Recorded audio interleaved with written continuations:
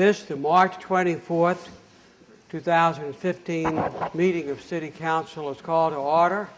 Our clerk will call the roll. Councilmember White, Councilmember Williams, Councilmember Lewis, Councilmember Mitchell, Councilmember Wagner, Councilmember Gregory, Councilmember Waring, Councilmember Seekings, Councilmember Alexander, Councilmember Regal, Councilmember Moody, Councilmember Wilson, Mayor Riley. Here, I would like to mention that Councilmember Seekings, as all of our members of City Council, are very dutiful about the meetings and responsibilities. He is out of town for a responsibility, business one that he had to attend to. I will now call on Councilmember Robert Mitchell to open our meeting with the invocation and then lead us in the Pledge of Allegiance to the flag. Let's bow our heads. Take time to be holy, speak out with our Lord. Abide in him always and feed on his word.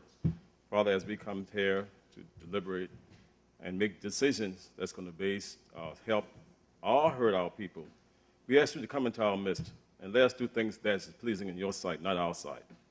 And let us remember the less fortunate. And let us always remember that just because we have, that don't mean someone else will have the same thing. So we are here to really work and help our brothers and sisters who are in need. We are a servant, and that's all we are. And we're asking you to keep us in mind that what we are and what we're here to do. These blessings we ask in your name. Amen. Allegiance to the flag of the United States of America, and to the republic for which it stands, one nation, under God, indivisible, with liberty and justice for all.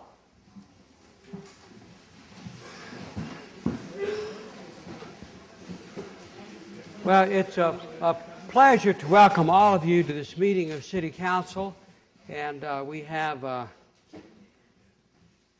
very nice ways to begin our meeting, and the first is to honor the Bishop England High School Girls State Championship basketball team.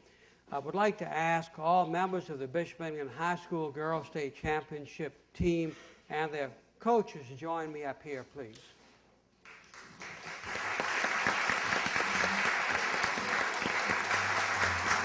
Congratulations. Congratulations. Congratulations, honey.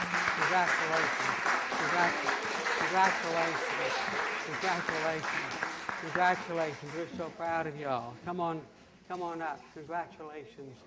Congratulations, you. Coach? Congratulations to you. Coach, congratulations to you.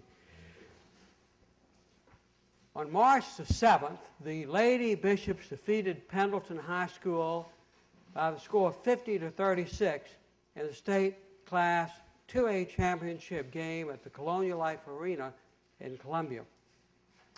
This is the team's third class AA state championship in 4 years, making them the fourth program in Class 2A history to win 3 state titles in a 4-year span. 3 members of the team, juniors JoJo Thompson, JoJo, there you are, Hannah Corbett, Hannah, and Retta Moore, Retta, were all selected to the all-region team. Paul Rooney, their coach, was also recently named the Region 6 2A Girls Basketball Coach of the Year. Coach, congratulations. We're so proud of the team members and their coaches. They're wonderful athletes. They're wonderful young women, and they are great team members and support each other so very well. I would like to read this proclamation. Whereas special recognition is due the Bishop England High School girls basketball team. And whereas Bishop England High School girls basketball team has had a successful season record of 23 wins and 4 losses and a perfect 10-0 in Region 6 2A play. And whereas Bishop England High School girls basketball team started the early season with a 5-4 record coming out of a tournament and non-regional games. Those early losses made the team tougher, allowing the coaching staff to make adjustments that would improve the team and allow them to build momentum with each playoff win. Whereas the Bishop England High School girls basketball team defeated Pendleton High School 50-36 in the state title game at the Colonial Life Arena in Columbia, South Carolina, and is now, as was mentioned, the fourth program in Class 2A history to win 3 state titles in 4 years. And whereas the city of Charleston is proud of the record of the Bishop England girls basketball team, the record that they have earned, and extends special commendations to all team members: Anna Marie Penninger, Maddie Tucker, JoJo Tompkins, Allie Tucker, Aaron Rose, Hannah Corbett, Anna Marie Quarta, Mackenzie Clary, Kathleen Griffith, Carolina McQueenie, Retta Moore, Anastasia Myers, and Christine Agnew, and to head coach Paul Rooney and assistant coaches Jules Swearin, Jimmy Garrett, Bill Collier, Laura Cupo, and Karen Searson.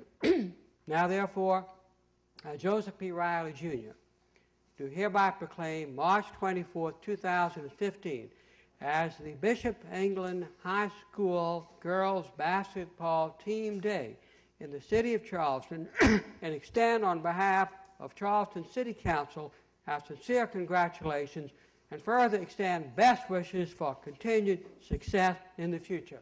Young ladies and coaches, our heartiest congratulations.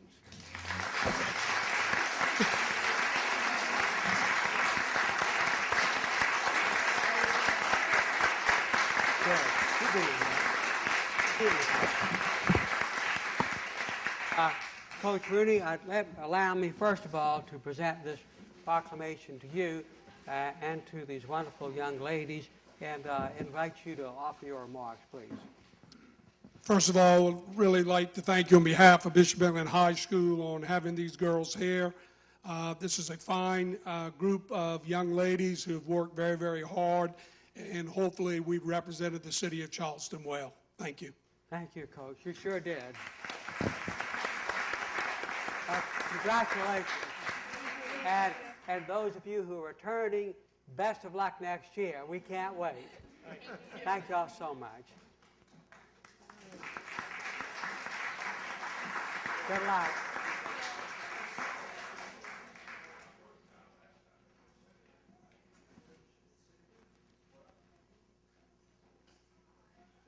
We have, as you young ladies are leaving, we have a former Bishop England girls basketball team great, who is now a distinguished member of the City of Charleston Legal Department. She was an all-star guard, and she is Frances Cantwell, right over there. Hey!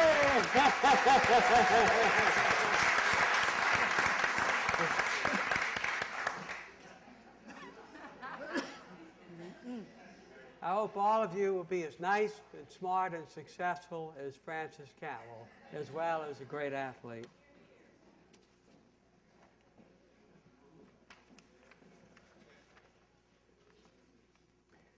Now I would like to ask Sandy Clare, who is the Executive Director of the Charleston Area Senior Citizens, to join me to receive the proclamation for the Mayor's Day of Recognition of National Service. Hi, Sandy. Great to have you with us. Congratulations again. The purpose of the Mayor's Day of Recognition and Honor and to celebrate the AmeriCorps programs that operate in our community and to make it stronger reminds us of all the wonderful work that they do. As you may recall from our last City Council meeting, the City of Charleston manages the AmeriCorps Vista project for this community, which is just one of the many AmeriCorps programs. And the AmeriCorps Vista project is the only one in South Carolina and the largest in the Carolinas and the best in America. The City of Charleston is very fortunate to have the benefit of many other AmeriCorps resources in our community. including the Senior Corps programs, which are managed by Charleston area senior citizens. Charleston area senior citizens manages Foster Grandparents Program, Senior Companions Program, and were recently selected to manage RSVP, which stands for Retired and Senior Volunteer Program. Charleston is fortunate to have 887 Corps members working in our community. Thank you, Sandy, for being here tonight, and we're pleased to issue this proclamation in honor and recognition of AmeriCorps programming and the benefit it brings to our community. So I would like to read this, and the print on this one is a little smaller, so as a senior citizen, I have aides to help me, and this is one of them. Whereas service to others is a hallmark of the American character and central to how we meet our challenges, and whereas the nation's mayors are increasingly turning to national service and volunteerism as a cost-effective strategy to meet city needs, and whereas participants in AmeriCorps and Senior Corps address the most pressing challenges facing our cities and nation, from educating students for jobs of the 21st century and supporting veterans and military families to providing health services and helping communities recover from natural disasters. And whereas national service expands economic opportunity by creating more sustainable, resilient communities and providing for education, career skills, and leadership abilities for those who serve. And whereas more than 1,000 national service participants of all ages and backgrounds serve in Charleston, South Carolina, providing vital support to city residents, improving the quality of life of our city. And whereas national service participants demonstrate commitment, dedication, patriotism by making an intensive commitment to service, a commitment that remains with them in their future endeavors. And whereas the Corporation for National and Community Service shares a priority with mayors nationwide to engage citizens, improve lives, and strengthen communities, and is joining with the National League of Cities, City of Service, and mayors across the country to recognize the impact of service on the Mayor's Day of Recognition for National Service on April the 7th, 2015. Now, therefore, Joseph P. Riley, Jr. to hereby proclaim April 7th, 2015 as National Service Recognition Day in the city of Charleston, encourage all residents to recognize the positive impact of national service in our city and thank those who serve and to find ways to give back to their communities.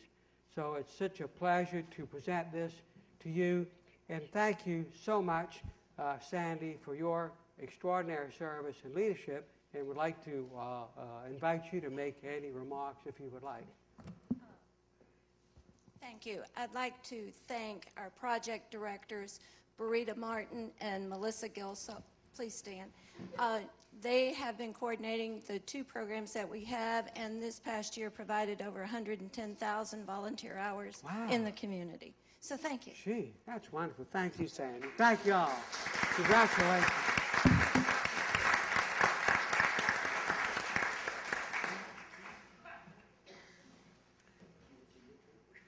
And now I would like to honor Marchita Freyer, better known as Miss T. And I'd like to ask Miss T if she would join me up here. Hey!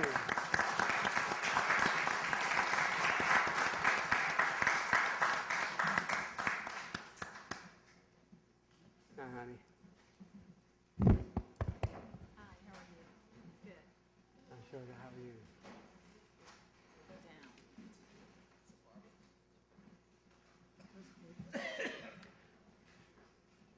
Marchita, affectionately known as Mrs. T, began working for the City of Charleston Recreation Department in 1979. On February 27th, after 36 years of service, Ms. T retired from the city. I'd like to read this proclamation. Whereas Marchita Freyer is honored by her co-workers and friends who are deeply appreciative of her many contributions to the city throughout the years. On the occasion of her retirement from the city of Charleston on February 27, 2015, after 36 dedicated years of service. And whereas Marchita, affectionately known as Ms. T, that's how I always knew her, began working for the city of Charleston in 1979. And whereas Ms. T worked at Jack Adams Tennis Center, Herbert Hazel Pool, and Harmon Park's Playground, and later moved to the city gym, currently the Arthur W. Christopher Community Center. And whereas Ms. T created Jump to It Summer Camp, managed programs and events that impacted thousands of area children. And whereas as a female recreation professional, Ms. T managed the first and only gymnasium in the downtown area. And whereas Ms. T worked tirelessly to improve the lives of children and families in the city of Charleston. And whereas Ms. T's performance of her duties and responsibilities and her working relationship were always characterized by an obvious dedication to getting the job well done. And whereas Ms. T loves her family as well, has two wonderful children, Nathaniel and Tammy, is a member of Seacoast Church in North Charleston, and she enjoys sports, working with children, and also enjoys gardening and music. Now, therefore, Joseph P. Riley, Jr., do hereby proclaim February 27, 2015 as Mrs. T. Freyer Day in the city of Charleston. On behalf of City Council and our citizens, extend appreciation and gratitude for her signal extraordinary contributions to our city. One of the important things, services that a city government renders is the service of giving its children a happy, healthy, memorable, recreational experience, which they carry with them all of their lives. And they carry with them the inspiration, care, love, concern that the recreation professionals give them. So, Ms. T, there are thousands of adults now, parents and perhaps some grandparents that have you in their heart every day because you gave them love and kindness and encouragement. You taught them athletic skills and good sportsmanship, working with each other. Your mark on these people is beyond measure. It's my great pleasure to present this proclamation and to have a day in your honor, which is so richly deserved. Congratulations.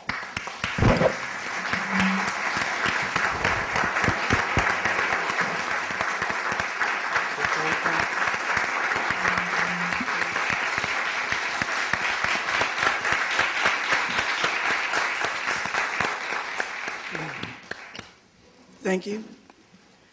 Thank you, Mayor Riley. You've been in my life for a long time.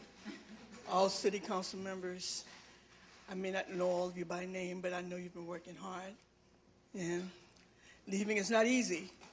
I want to thank my family. I want to thank the recreation staff from the City of Charleston Recreation, and mainly Lori. And I appreciate everyone that supported me knowing what I was trying to do and what I've done. And those of you that didn't, I'll work harder to make it better for you. So I want to thank everyone. Y'all have a good night. God bless you. Thank you.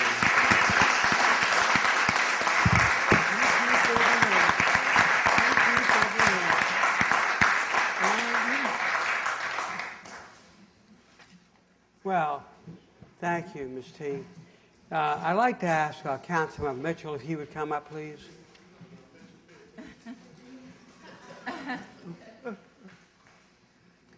As our city council members know, but perhaps not many of you, our city council members are, as the city of Charleston, are members of the National League of Cities, and the National League of Cities provides leadership training and skills, which this this crowd doesn't need as such, but also it does give them skills and get to observe what other communities and other elected officials are doing. And the process of that's a lot of hard work, above and beyond the call of duty, extra curricular demanding activities. So I'm very pleased to report to all of you and the citizens of Charleston that Councilmember Robert Mitchell has successfully completed the Platinum Certificate of Leadership Statesman. It's a certificate of achievement for leadership programs.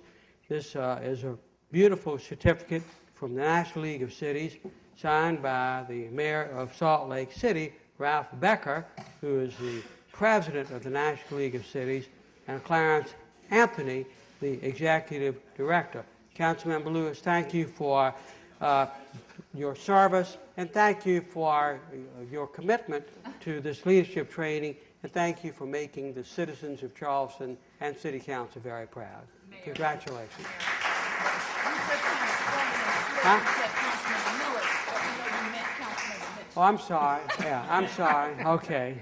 Councilmember Mitchell. He's Councilmember Mitchell. That's Councilmember Lewis. That's Councilmember Alexander. This is Councilmember White. Often get confused. All right, Robert. All right, Robert.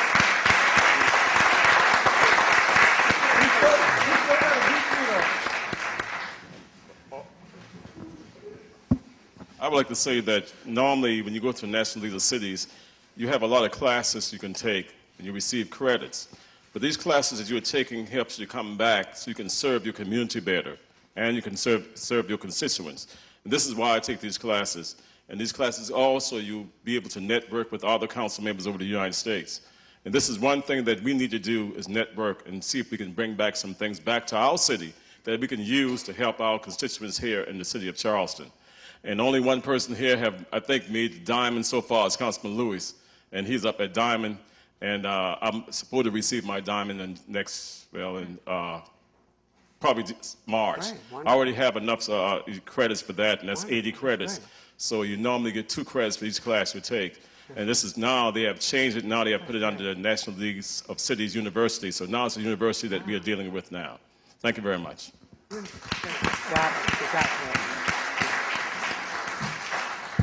Well, heartiest congratulations. Going to those meetings is a lot of work, and I'm so proud our council members take such great advantage of that redounds to the benefit of the citizens of Charleston.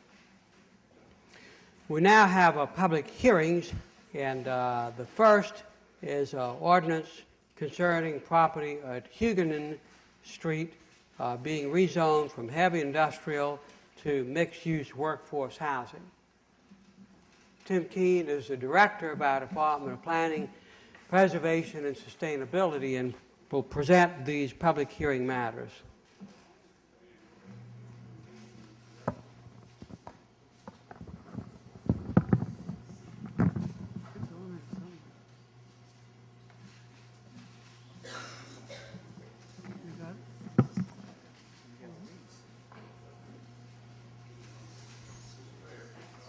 Yes, sir, Councilman Moody. Thank you. That's a good idea. We can do the Brigade Street. Thank you, sir. Do those together. Mayor, members of council, we have 5 land use zoning related public hearings tonight. The first 2, as Councilmember Moody said, are adjacent to one another between Romney Street and Brigade on the south side of Huguenin. The first one is 6 acres, the next one is about 12 acres, and the proposal here is to go from heavy industrial. This is, I've got a few images here of the property. Here it is here east of, if you're headed out of town on the right side of Morrison Drive. This is property that was most recently a scrap metal yard, both of the properties. So it's a total of 18 acres, the 2 of them. In our comprehensive plan, it's within what we call the urban core, basically an area where you'd expect to have in the future land use to be mixed use. And the proposal before you is to go from heavy industrial for both these properties to our mixed-use workforce housing zoning district. This, as you know, is in an area of the city, the Upper Peninsula, where we have a lot of investment happening, all kinds of use, including tech office. We want more people living here as well. And so we're recommending this. We had a public hearing at the Planning Commission, and the Planning Commission's recommending it also.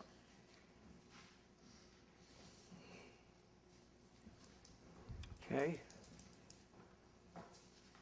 Would anyone like to be heard? 1 and 2, Mayor? 1 and 2. 1 and 2.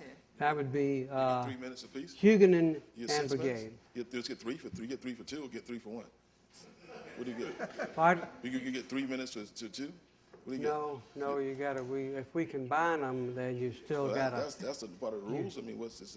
You gonna call for motion on that one? Well, when we combine them, they take, because That's they're your discretion. adjacent, so I think we'll That's just your have discretion?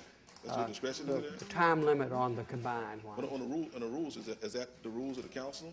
If I speak. That up? is, that's our That's procedure. our rules? Okay, great. Okay, good.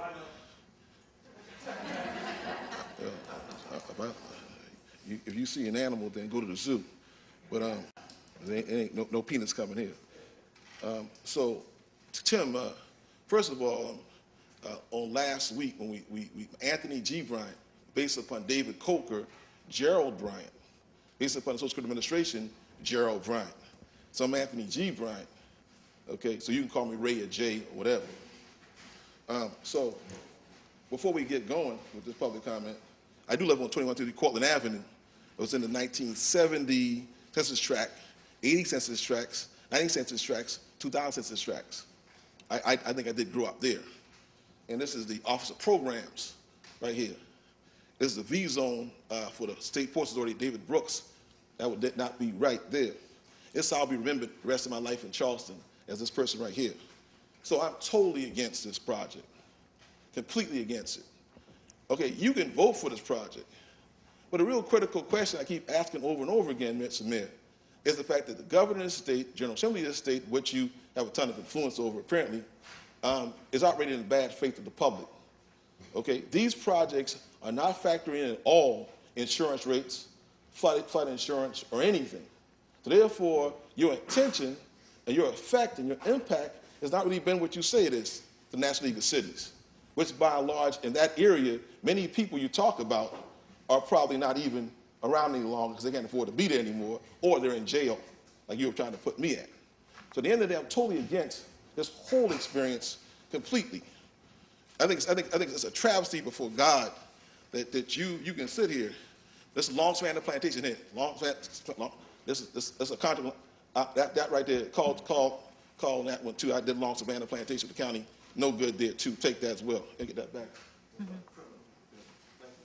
So what we look forward to doing, Mr. Waring also made something to me too before I go. That is a not-for-profit on King Street, right? On King Street, that area, King Street. It has third-party CCSD schools on the board, Amazon.com, on the Amazon, Washington Post, on the board, Motley Rice, on the board, Charleston Regional Development Authority, which is the Chamber of Commerce, which you're a member of, president. And also, I want to make sure on this whole zoning thing you're doing tonight, also is a house that I did many years ago, the BP Oil, the BP gas station on Hughes Street, and then it went from Hughes Street to CCSD, and then it's James Simmons School. There's 20 schools. That's something amazing. And so therefore, if I'm Anthony G., then my house I purchased on Hughes Street would then not be my house. That's illegally correct. So I'm totally against the project. Okay, thank you, sir. Anyone else like to be heard on this public hearing? Yes, sir. Let me say this. Thank you. We don't have applause at the public. It's just for the purposes for City Council to receive input, so it's not a debating forum or anything other than for council to receive information as you would before any legislative body. Yes, sir. Good evening, Mayor, City Council, ladies and gentlemen. My name is Muhammad Idris.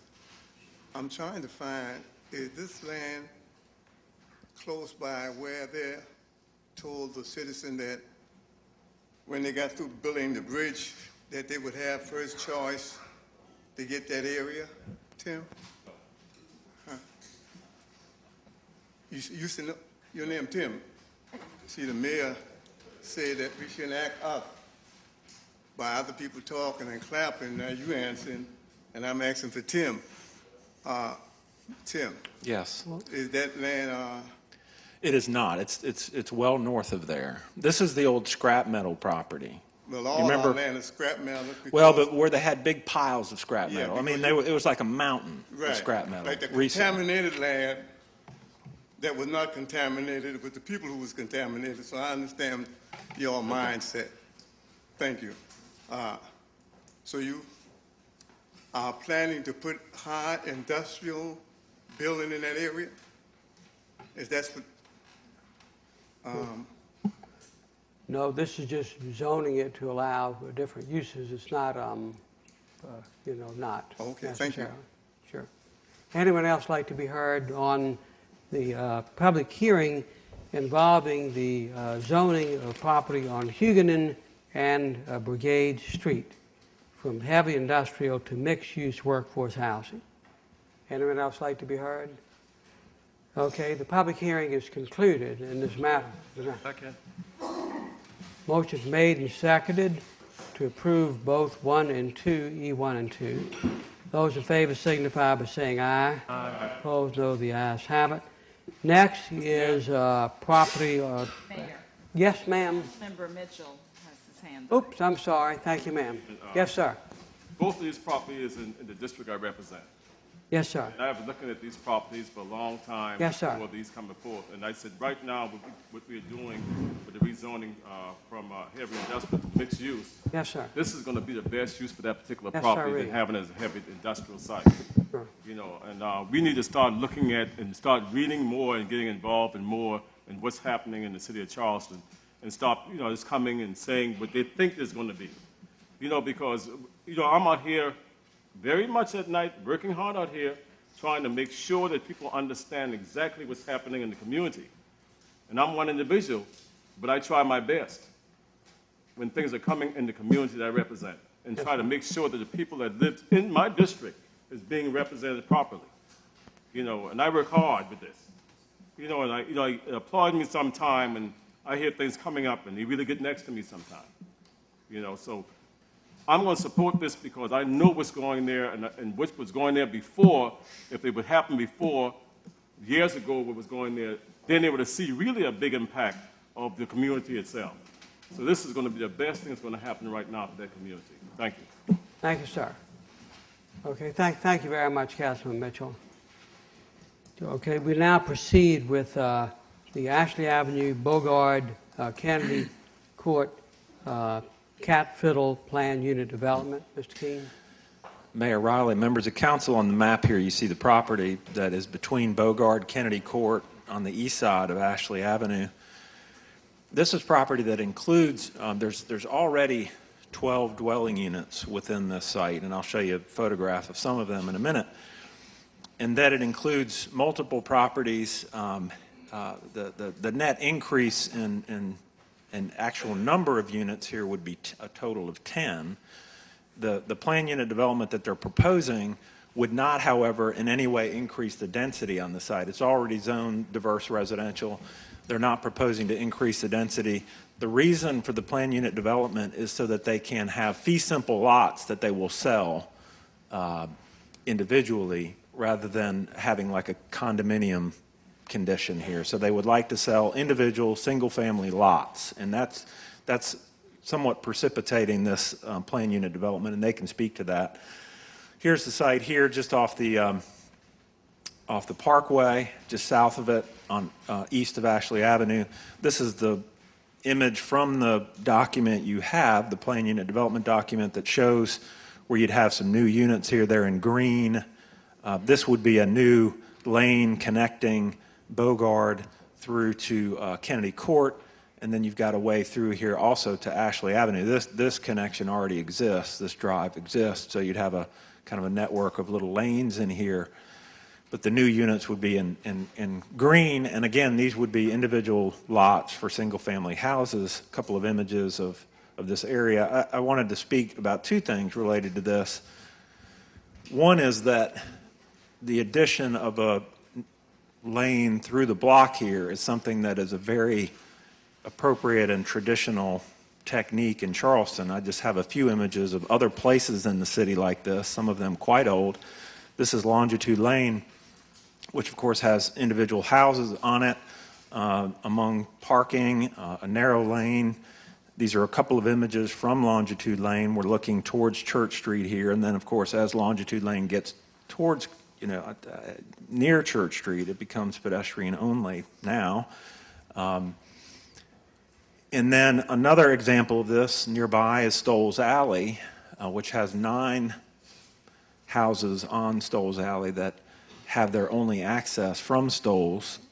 This is a lane that's 10 feet wide, and for cars it's a dead end. It does, of course, connect to East Battery, but it becomes again a walking lane once you get past these houses here. So this is another place in Charleston that uses this technique that the applicant is proposing. Here's another place. This is Porter's Court in the neighborhood. This is in Cannonboro, Elliottboro, of course. This is a court that was restored fairly recently. Beautiful, narrow court with multiple. This is another image from Porter's Court. Multiple houses fronting Porter's Court.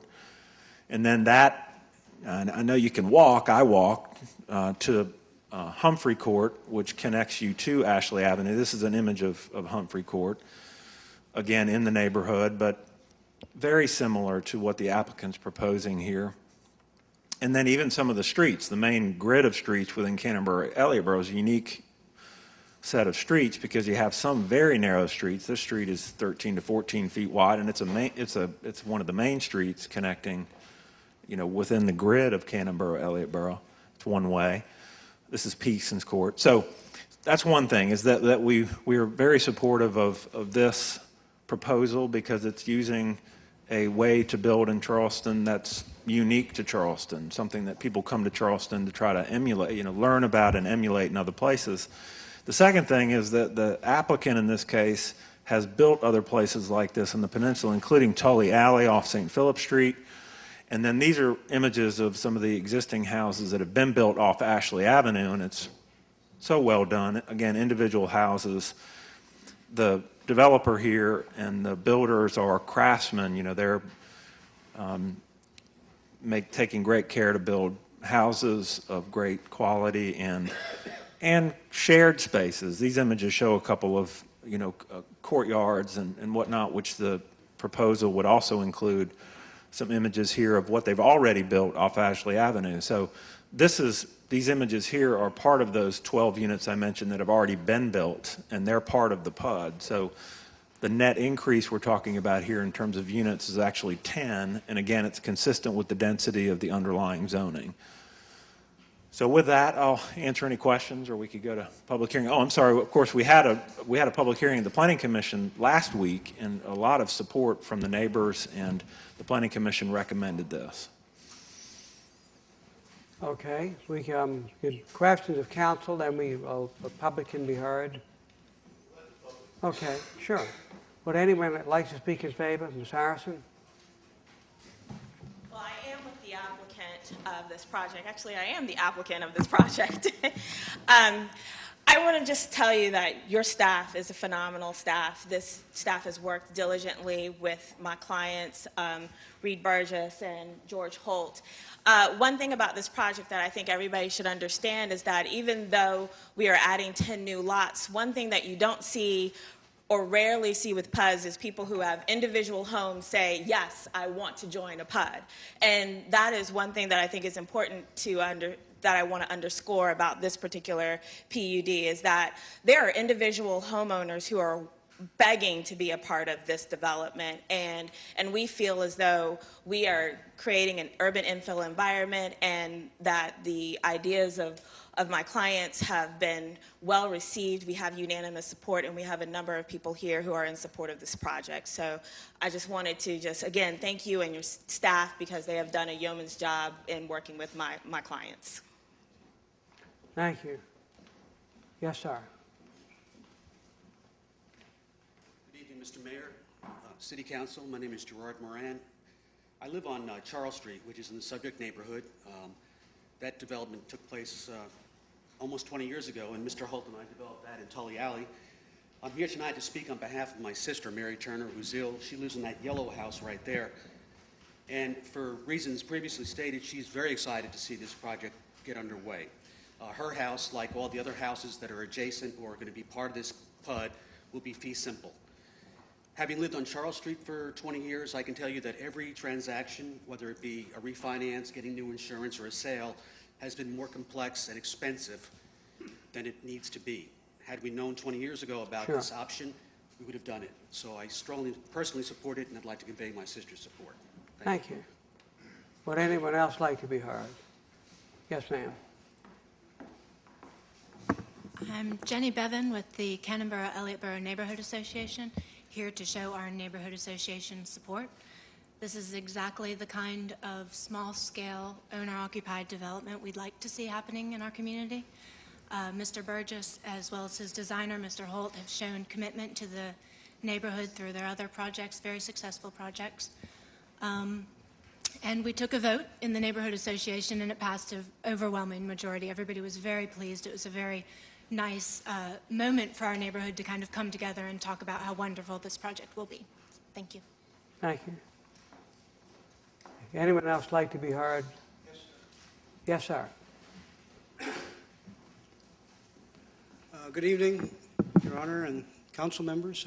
My name is Mark Gould. I and my wife Diane, who's back there, live at 264C Ashley, which was the pink house you probably saw. And we are among those homeowners begging to join the PUD for the following reasons. As you can see from the picture, this is a very safe space for our grandchildren, for all the cats we take care of, for neighbors to congregate, and the proponents of this project have created a true city neighborhood like the kind we need more of. We're delighted at the prospect of the road extending back to Bogart so that our grandchildren will be able to walk safely off this infill development onto Bogart instead of the very dangerous intersection of Ashley and the crosstown where they have to walk now. We are in favor of the planned unit development also because we believe that fee simple lots are more likely to be bought by young families moving into the neighborhood, bringing in more children, further building this into a true community. Thank you. Thank you, sir. Anyone else like to be heard? Hearing none, the public hearing is concluded. We approve it. Before second. Any discussion? Those in favor signify by saying aye. Aye. Opposed, no. The ayes have it. Next is an ordinance relative to 616 Boot Street, west of the Ashley. This is a recent annexation, Mayor, and the proposal is to zone it like its neighbors, SR1. Any citizen like to be heard? Those in favor say aye. Aye. Opposed, no. The ayes have it. Next is a piece of property that is up for second reading, and that's property on Main Road, 1.1 acres, 1.10 acres, Council District 5, be zoned general business. This property is in West Ashley on Main Road, so if you're going from Savannah Highway to Johns Island, it would be on your left. As you pass Gilligan's, it would then be on your left when you're starting up the bridge over the railroad. This property was recently annexed into the city. It was zoned the same thing in the county. Here it is here. The county zoning is called community commercial, which is comparable to our general business. And so we are proposing to zone it like it was zoned in the county, but general business in the city. The Planning Commission recommended this recently, and I'll answer any questions if you have them. Thank you. Councilmember Regal. My mic on. Thank you, Tim. When I reviewed this, that's as you're heading toward the islands, just passing Gilligan's, on the right side? On the left side. On of the street. left side. Now, the concern I have is from the traffic congestion, egress, and turning, and as you all know, that is bumper to bumper in the morning coming in to work as it commutes. And of course, in the evening, it's going to be bumper to bumper. What plans are there to mitigate that traffic and that congestion? Well, we don't have a plan yet for this property. I mean, they'll have to go through our technical review process. I mean, there's an existing driveway there.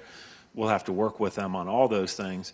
Right now, the only issue is the zoning of it since we recently annexed. And it's not a matter of whether they would do this or not. It's only a matter of whether they would do it in the city or not, because it would be done in the county if it was not in the city. So, and so we'll have to work with them on all those issues once we get a plan submitted. Then would part of the plan possibly be signalization of that intersection? I don't think that there'd be driveway? signalization With there. DOT, I don't see that happening. I think that's unlikely. Okay. Yeah. Thank you, sir. Thank you. Yes, sir. Councilmember Wagner? Just for clarification, that is a back lot. There's a front lot, and this is a parcel directly behind that other lot. There are no plans to my knowledge about this, but it's like Tim said, basically, it's just, are we going to do it or is the county going to do it right now? And there are no plans for it. So we can't do traffic studies or anything else. I mean, because we don't know what it's a vacant lot right now. Okay, thank you. Okay. Let's see, anybody want to be heard? Did I give a call for that? Okay, thank you. Okay, so no one wants to be heard. So this is now up for a second reading. Question is, will the bill be given second reading in order to third reading? Those in favor signify by saying aye. Opposed, no. The ayes have it. The question now is, will the bill be given third reading? Name change of bill to order towards ratification. Those in favor signify by saying aye. Opposed, no. The ayes have it. Next, we have the approval of the March 10th City Council minutes. Any discussion? Those in favor say aye. Opposed, no. The ayes have it. Next, we have a citizen participation period, which is an opportunity for citizens to address City Council on any matter they wish. There are no other public hearings tonight, so if you want to talk about anything, this is the opportunity. This is normally a 30-minute period, so let me see how many people would like to speak during the citizen participation period if you would raise your hand. And so we've got 1, 2, 3, 4, 5, 6, 7, 8, 9, 10, 11, 12, 13, 14, 15, 16. So let's say it's 15, and we've got 30 minutes. So if everybody will hold their remarks to 2 minutes. And no one is penalized if you speak less than 2 minutes. There's nothing is, just whatever. So if you'll give your name and address, and since the line is formed here, we can start off here. And thank you very much for coming. Yes, sir. Dear Mayor Rowley, your time is getting very short for your tenure as the mayor of Charleston. People criticize quarterbacks in the NFL and probably couldn't even quarterback a Pee-wee team. So you've been here for a long time, and I have some things that I'd like to give you. Well, thank you. Chipper Jones is third base for the Atlanta Braves. And I waited on him one day, and I was telling him the specials. And when I was telling him about the specials, he stared at me so intently that I had to look away. And the only other person that I know that looks at you the way Chipper Jones did is Mayor Rowley. Well, thank you. Mayor Rowley just makes you like you're looking at the sun. This picture is a picture that I took of him. And as you can see, the little person standing next to his ear, as he has his ear tilted towards me, that's me. Mayor Rowley is intent, but he keeps his ear to the little man. Well, that's very nice of you. Thank you. Thank you so much. In those 40 years that Mayor Riley has been mayor of Charleston, I'm pretty sure he's gotten tired. Heavy is the head that wears the crown. And Mayor Riley's been wearing it for nearly 40 years. So I'm happy to be able to be here to capture some of the fantastic moments that he's had. Thank you. That's so nice of you. Well, aren't you kind? Thank you so much. My pleasure. The last part of my 2 minutes is I'm here about the homeless.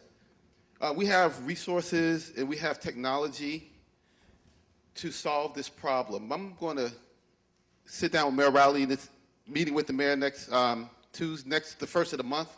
He allows me to come in there like all the other citizens and talk about things. I'm going to put my head together with him, but I'm going to pray if we can't come up with a solution that a hurricane comes and knocks everything flat in Charleston and everybody starts even. Thank you very much. Thank you, sir. Yes, sir. Yes, sir. Okay, thank you. Hello, I'm Jock Stender. I'm a lifelong resident of Charleston and Sullivan's Island, born here. Thank you for letting me speak. I'm speaking tonight to support the resolution opposing seismic testing and offshore drilling activities and ask that you vote in favor of it. The recent federal proposal to allow offshore oil and gas development along South Carolina's coast would threaten the people, wildlife, natural resources, and existing and successful industries of our state. Along South Carolina's coast, municipalities including Beaufort, Edisto Beach, Isle of Palms, Hilton Head, Port Royal, James Island, Folly Beach have voted to oppose this seismic testing and offshore drilling. Tonight's meeting is your opportunity as our municipal representatives to join with those ranks. Let the federal government know during this public comment period on this issue that you support your constituents and their way of life. Marine scientists, including experts in the field of marine biology and bioacoustics, agree that air gun surveys have an enormous environmental footprint and impacts on marine mammals and fish.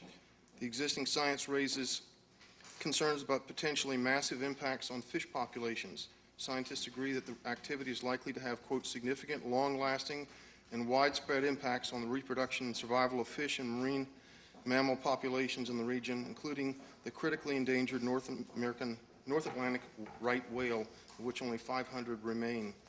I'm almost finished. Not only are these air gun surveys detrimental, but they also lead to offshore drilling, for which the data has never been released to the state of South Carolina or the public, and we risk a spill akin to BP's, from which tens of billions of dollars in damage was done to fisheries, tourism, and real estate, and the after effects are now being felt still today. Most of the spilled oil was never recovered during the cleanup, and scientists are now connecting massive dolphin die-offs to the remnants of the man-made calamity. Last paragraph. Lastly, I think it's important to note that no one from the oil and gas industry has bothered to reach out to the city of Charleston until today, with several public meetings on this issue already happening in the past several months. Not one representative has thought it worth his while to speak out on the issue until now. It's my understanding industry representatives want to defer tonight's vote. It's appalling that you would allow considering allowing this industry to dictate our city's public policy after ignoring us for months. Please vote in favor of the resolution. Thank you very much. Well, thank you very much. Yes, ma'am. Hi, Mr. Mayor, council members. My name is Emily Smith, and I'm here with a group called Come Clean for Jay. Our friend Jay Bellamy was killed in a hit and run. He was on his bicycle, and we have started a group. Our initiative is to bring bike safety, and we're just here to say thank you for all that you've done so far. We appreciate your support in the future. Thank you. Thank you very much. Yes, sir. Good evening, Mayor, and good evening, Councilman and Councilwoman. My name is Ari Fun. I'm arborist here in town, and I am a co-worker and longtime friend of Jathan Bellamy, our friend who passed away on a bicycle accident on Azalea and Cosgrove. In the few weeks of this, as it's happened, I've talked to trying to raise awareness. We've been doing many things, and one of the things I've done is trying to find out what's happening and what we're doing next, and talking with transportation and traffic, and talking with zoning and planning. You guys are doing a great job. Really thanks for the the push and support for the Ashley River Bridge. Hopes in the future we can get the connector going. I know we had that study that was done about a year ago. We're still waiting on results for that. And Michael Mathis? And he says as soon as they get the results, we can start engineering some bike lanes on the connector. And the Greenway would be a great resource as well. I'd like you guys to end with just thinking that 13 seconds of traffic delay might save a life with a proper bike lane in the future. So, thank you guys. Thank you, sir. Yes, ma'am. Mr. Mayor, Council, my name is Nikki Corrier, and I'm here as a friend of Jathan Bellamy, a longtime friend, Charlestonian, and a mother of 2 small children.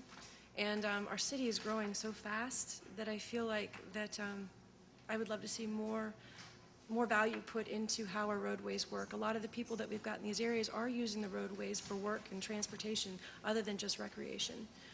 And I would just hope that more investigation is done into that to make sure that they're getting served as they need in a safe fashion, so no one has to go through what we've been through, especially with my children.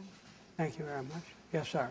Sir, my name is Randy Griswold. I just want to thank the council as well. I'm with these fine folks. I'm also a very good friend of Mr. Bellamy. I just want to see, everybody get together and pull our heads together and get this great town a safe place for both motorists and bicyclists alike. And thank you very much for your time. Thank you very much.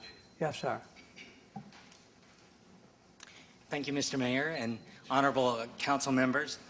My name is Jeremy Rutledge, and I'm the pastor of Circular Church, just a few blocks from here. Our church has been on the peninsula since the 17th century, and we're committed to its protection and preservation. As a part of that, we've been active in an environmental mission group, and we're proud participants in the City of Charleston's Green Business Challenge. I offer comment in opposition to seismic testing and offshore oil and gas drilling, and respectfully ask the council to support the resolution that would put Charleston on record, along with 40 other coastal communities opposing drilling. Here in the Low Country, the stakes could hardly be higher. We have a $7 billion coastal economy that depends on healthy seas, and we relate to the ocean in innumerable ways every day. From the recreational to the economic to the aesthetic and cultural, it's almost impossible to imagine Charleston without clean, healthy water. Yet since the Deepwater Horizon oil spill in 2010, we can't imagine the devastation wrought by an oil spill on an entire coastal community and way of life. The damage could last generations on the Gulf Coast, and to date, no new regulations have been imposed, and the drilling continues as dangerously as ever. Please register your opposition to such drilling off our own coast. Charleston is one of the country's most naturally beautiful places to live. Let's not put that at risk. Let's protect it, preserve it, and pass it on in good health to our children. Thank you. Thank you very much. Yes, ma'am. Mayor, Council, you probably remember, like I do, watching the news footage of the Horizon spill and how horrible it was. That's not something we can afford. That's not why I came here. That's not why anyone lives here. No one wants to see that kind of potential. And the truth is, it will happen somewhere again, sometime. And investing in that kind of last century technology is tantamount to buying stock in the Acme Buggy Whip Company. We need to be thinking forward. If we had made the investments in the 70s and the 80s in new technology, think how much further ahead we'd be. We need to oppose this. We need to go on record, and we ask you to vote that way. Thank you. May I have your name? Terry Bellamy. Terry Bellamy. B-E-L-L-A-B-Y.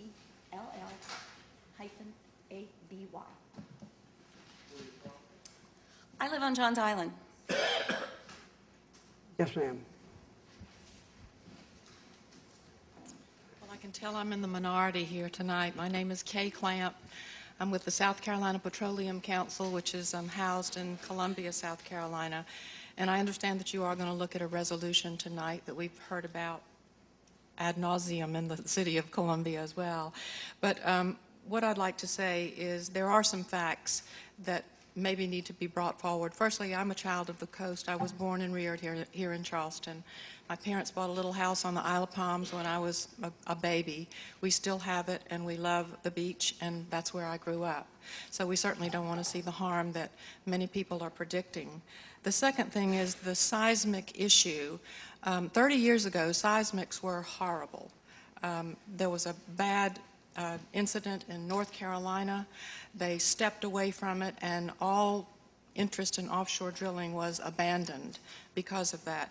Now the seismics that they have, that the federal government and other people have, they are used by the U.S. Geological Survey, by the National Science Foundation, and believe it or not, the offshore wind industry. They all use seismics to determine what's there or what may not be there. The jobs issue is something that, at least in Columbia and in areas of the state like Georgetown and Myrtle Beach and so forth, the jobs issue is a very, very big one. We have, if you look at that, if you look what happens when you have offshore drilling, number one, you have to have helicopters. If you have helicopters, you've got to have the helicopter pads. You have to have the pilots. You have to have restaurants that would grow up for people who are working on the rigs and come back to shore. You have to have roads there for them to participate in. You need grocery stores. You need all the things. It creates a community. Wherever it goes, it creates a community that is necessity for the survival of that committee and for the people who are out on the rigs. The second thing is revenues. The revenues that would come from this from the federal government could be used in just about any way that you would like for it to be used. One thing is schools, vets, and we could go on. The list could go on forever. Yeah, sorry. Thank you. Well, thank you very much. Yes, sir. Hello, Council. Thank you for letting us comment. My name is Chris Carnevale, and I live in the Air Harbor, Carnevale. I live in the Air Harbor neighborhood in West Ashley, and I work for the Southern Alliance for Clean Energy, which is a regional nonprofit advocacy organization promoting clean energy. I want to voice my support for your passing of this resolution. Offshore drilling and exploration for offshore oil and gas are too risky to justify any potential benefits. It has to be recognized that any sorts of economic benefits that could be realized from offshore drilling are putting at jeopardy our coastal assets and the jobs that we currently enjoy from those assets. Our beaches, our marshes, which support 80,000 coastal tourism jobs in the state and a $7 billion coastal economy, something like 6,000 jobs supported by our fisheries in South Carolina. These will be put at risk by offshore drilling. Furthermore, there's a quality of life issue that needs to be addressed. Our marshes, our beaches, this is what sustains Charleston and the Low Country, and this is something that we need to protect. Speaking to the jobs issues that were brought up by the last speaker, I want to say that yes, there are. You have to look at the industries that would come with it. On the Gulf, you can see the type of economic development that has come from the industry is something that is just not compatible with our resources and how South Carolinians value and profit from our coastal resources. There are hundreds of pipelines coming to shore from offshore drilling rigs in the Gulf that have caused massive amounts of erosion through the wetlands. They've lost about half their wetlands over the past century, much of which is due to dredging canals for pipelines. There are hundreds of petrochemical refineries that are causing major health problems, and that type of development, I think, is just not consistent with what we need for our coast. And I'll leave it there. Thank you. Yes, sir. Well, let's see. Let's give this side a break for a minute. They've been waiting.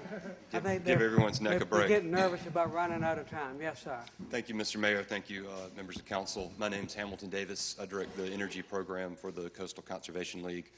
Our office is on East Bay, and I live currently out on the Isle of Palms. I know that there are a lot of people here that have concerns about drilling, that are opposed to drilling, and support this resolution. Could y'all raise your hand? And let's just, okay. I know not everyone's going to have a chance to speak, so I appreciate that.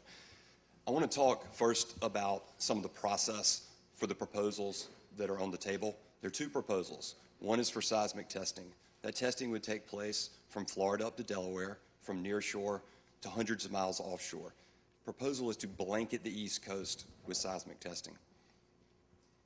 None of the data that would be recovered from that seismic testing will be made available to the public. You won't get to see it. We won't get to see it. There will be no opportunity to do a cost-benefit analysis at the front end of the oil and gas development proposal that's also on the table. Remember, this is oil and gas. It's not just natural gas. I know some folks think that that would be a more tolerable option. That's not an option. We're either all in or all out here.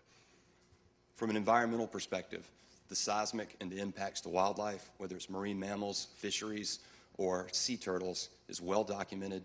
The literature is out there. There's been a lot of talking points and confusion that maybe that science doesn't actually exist. I can assure you it does. There are dozens of resource institutions, marine scientists, and the federal government itself that's documented those impacts, and those are available for your review. But it's not just the seismic. From an environmental awareness and concern standpoint, it's also the big spill. It's BP. It's 200 million gallons of oil that spilled into the Gulf of Mexico less than 5 years ago. The thousands of miles of coastline that were impacted, the tens of billions of dollars of damage that was done to local economies. Now, what did we hear just before that spill from the industry? This industry is safe. Time. The technology is better, and there's nothing to worry about. At the end of the day, though, the decision we have to make is one for our coast.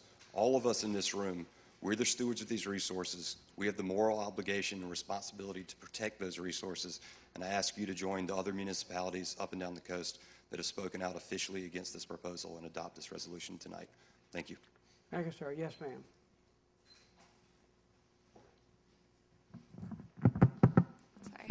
Hello, my name is Samantha Siegel. I live at 64 Avondale Avenue.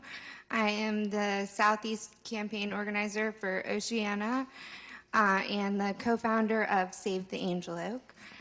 I would like to thank you all for considering the resolution opposing offshore drilling and seismic blasting.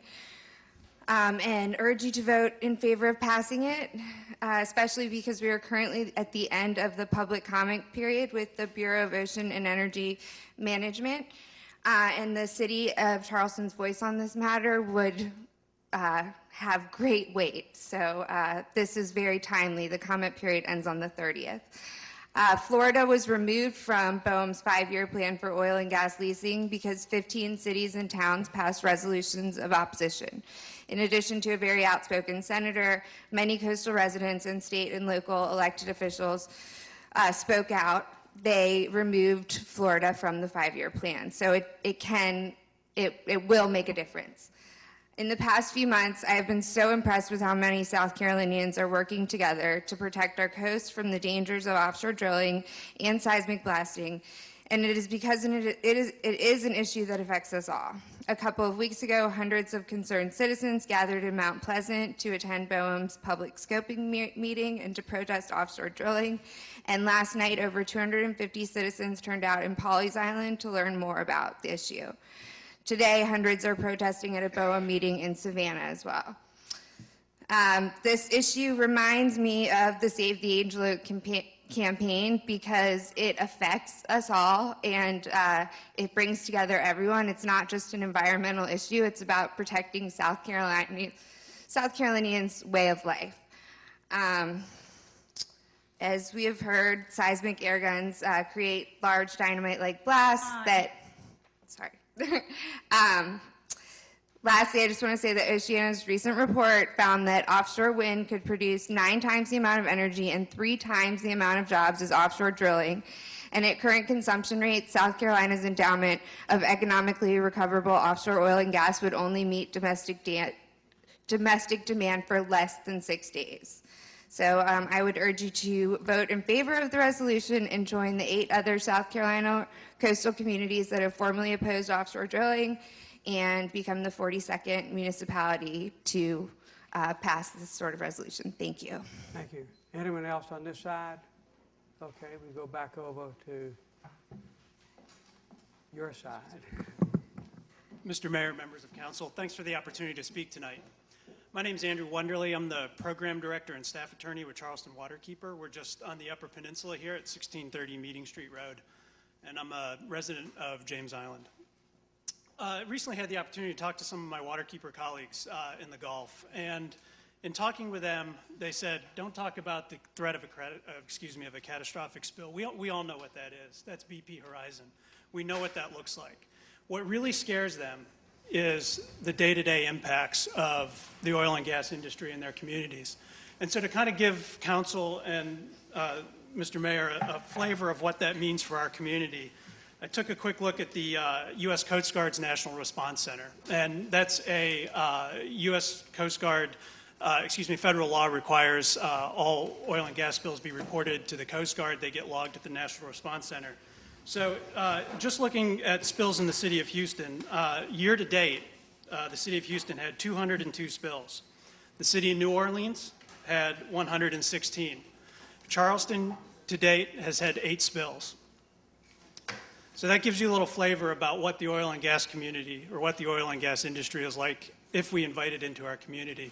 So tonight I would urge council, Mr. Mayor, that you pass this resolution and oppose offshore oil and gas exploration and drilling in our community. Thank you.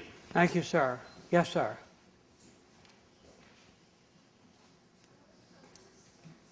Mr. Mayor, Councilman, thank you very much for the opportunity to speak tonight. My name is Steve Gilbert. I live on James Island, the city part of James Island. And I am speaking tonight as representative of the South Carolina Wildlife Federation, who I do some consulting work for. We've got a 10,000-member organization dedicated to sustaining resources, wildlife and natural resources of the state. I also want to definitely thank the Sustainability Committee, especially Councilman Seekings, for vetting the issue and developing the resolution that you have before you this evening. And we thoroughly support it. I have spent my entire career protecting resources of the state while I worked for the Fish and Wildlife Service and the National Oceanic and Atmospheric Administration. And so to think of the prospect of having oil and gas development in the state is just unbelievable to me, to put these resources at such tremendous risk. You've heard a lot about seismic tonight. I won't go through the details. I just want you to recognize what it's about. There's a bevy of seismic arrays that are trailed from boats. There are 7, perhaps 8 seismic companies that are overlapping in this thing. It's setting off explosions of air to penetrate the ocean bottom every 10 seconds for weeks, months, and perhaps even years if there's 8 companies involved at a time. This is very hard for organisms to escape. It does do damage. The scientific evidence is there. There's 75 scientists, well-renowned scientists, that wrote President Obama asking him to remove or, do away with the opening up of the Atlantic because of these impacts. The other thing I wanted to talk about is, okay, very, very, very quickly then, I want to leave you with a quote from Admiral Thad Allen, retired from the U.S. Coast Guard, who was responsible for cleanup of oil in the Gulf. You'll hear a lot from industry that this is a safe process, extracting oil from the earth, and his quote is, "There is no risk-free way to extract hydrocarbons from the earth." I believe that every person that loves and lives on the coast and enjoys its resources need to speak out and have this reversed. And the time to do it is now. Thank you. Thank you, sir. Yes, ma'am. Hi, good evening. My name is Mari Bishop. I live in West Ashley. I'm a C of C graduate student. And I'm here today, like many other people, to express my opposition to offshore drilling and seismic activities initiatives in the state. And I'm mainly here because I just wanted you to know that it's not just organizations or, groups that are interested in opposing to this. It's also students and regular citizens. And I'm opposed to this because I, like many people, fail to see how these initiatives would fit and be compatible with what the city of Charleston stands for. Tourism, natural beauty, beautiful history. I don't see how offshore drilling that would fit with that. And also, I think that the possible disastrous cons that could come from offshore drilling far outweigh any possible positives that could come from it, any community that might come from the development, or any possible economic benefits would be next to nothing if we end up having an oil spill here and the city of Charleston goes to nothing and loses all of its natural beauty and everything that makes it the city of Charleston. Thank you. Thank you very much. Yes, sir. Mayor, City Council Mohammed Idris. I passed a flyer out that former Councilman Cordial Campbell and a host of others are issuing out in the city. And they say, do the right thing. And I would like for you to do the right thing, Mr. Mayor, by giving these councilmen, Waring, Dudley, and Mitchell, a Coon Award that you give out every year, because they really deserve that Coon Award that you give out. It's a very nice award. They do a wonderful job in supporting your effort of keeping poor people down in the city of Charleston. We did not elect them. We did not select them, so we could understand that they're doing the work for those who say are elected and selected them.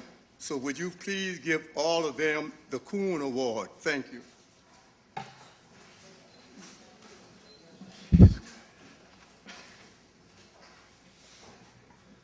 Warwick Jones, 71 Anson Street. At the risk of being mugged tonight, I perhaps won't speak against the resolution, but certainly I would urge caution in approving the resolution. I think that emotion is overwhelming reason. I think that if you vote tonight against this, I think you will be doing this, perhaps not being fully informed.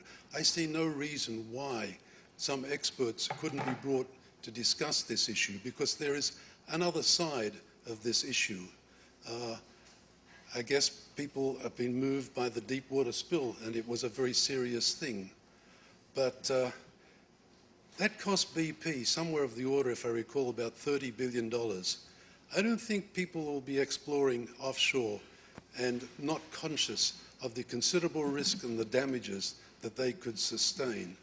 And again, there has been changes in the seismic drilling, the seismic, as the industry representative said. It's different now than what it was before. Offshore drilling has been taking place. I remember in Australia, in Bass Strait, 40 years ago, Esso drilled the first offshore well and struck oil. I'm not conscious of any spill in Australia. There's the North Sea oil. There's many places in the Middle East, in Africa, where there's been offshore drilling without incident. It can be done. Yes, we're emotional. We look at what happened to Deepwater, but it doesn't necessarily have to be that way.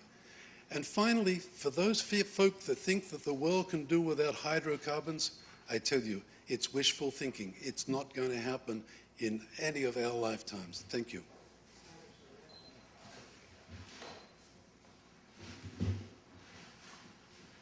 Mark Knapp, 2258 Pristine View.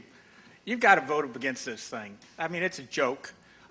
These conservancy people, you know, they come up and they'll file lawsuits and extort money out of you, and then they get quiet. I mean, I don't understand what their problem is, except they always looking to extort money out of governments and out of companies. Now, let me tell you the real problem you have. If we don't do it, what's going to happen? Let me tell you what's going to happen. Same thing that's happening down toward the Gulf. China, Venezuela, they're going to come up here and start drilling, because we only have a 12-mile limit, folks. and they're going to come do it, and they're not going to be controlled at all. And as for risk, you take a risk getting up in the morning. The Horizon thing, if nothing else, it made these people much more cognizant of having to be safe. And you need to really take into consideration the real true impact of having something like this. This is a truly clean source of energy. And we just need to go ahead and do it. I mean, it does wonders for tax bases. Thank you. Thank you. That concludes the citizen participation period. I want to thank our clerk of council. She had the hard job of telling people that they were not. And I did notice inflation is starting again because it seems we went from 15 hands to about 30 speakers. Yeah. So that concludes the citizen participation period. We now have petitions and communications, a resolution that's been spoken about by Councilmember Williams. Mayor Riley and Council, I'd like to report out the Sustainable Advisory Committee. But before I do that, I would be remiss to go on record. The comment that was made prior is free speech is one thing. My colleagues are not here to take personal attacks, and I think it's time that we consider the decorum of some of the comments made. That one was made was not necessary, and I could not take it to make a comment. We need to look at how we allow people to come here and what to speak. Free speech is one thing, but assault and attacks are not what we are about. We are public servants. The city of Charleston is a leader. We've never been a follower. In 2012, our mayor took the proactive approach and wrote this brew and told this brew in 2012 how we felt that this was not a good thing to do. The Sustainability Committee, we met twice. We met a regular meeting on the 3rd, and we met a special meeting on the 17th to make some changes. Councilman Seekings is the chairman of this committee, and I am the vice chairman. And we both felt the committee felt strongly it's important that the city alert the federal government Bureau of Ocean Energy Management that Charleston and South Carolina do not want to encourage offshore drilling for 5 reasons. Let me summarize. It's just not good. This is just not a good fit for Charleston and South Carolina.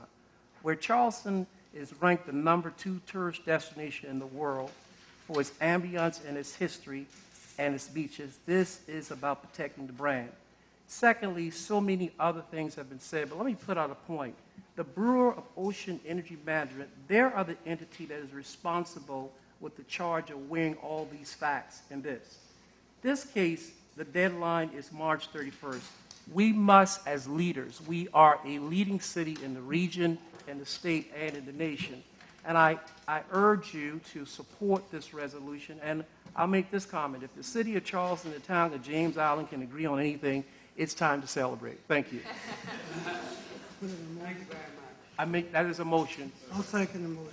Motion is made and seconded. Is there any discussion? Mr. Mayor? Councilmember Lewis. I would just like to say I am on the Sustainability Committee, and we wrestled with this, and the resolution had wrestled with getting it changed. The committee voted, I forget how many people on the committee, but it was just one person opposed it, and that person was represented by the state ports, but everyone else on the committee felt that we needed to just oppose it and send this letter of opposition because it's just not good for the city.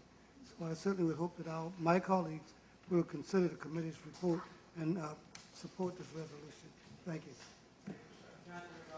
Councilmember White had raised his hand first, Mr. Mayor. And I'll just make a couple comments.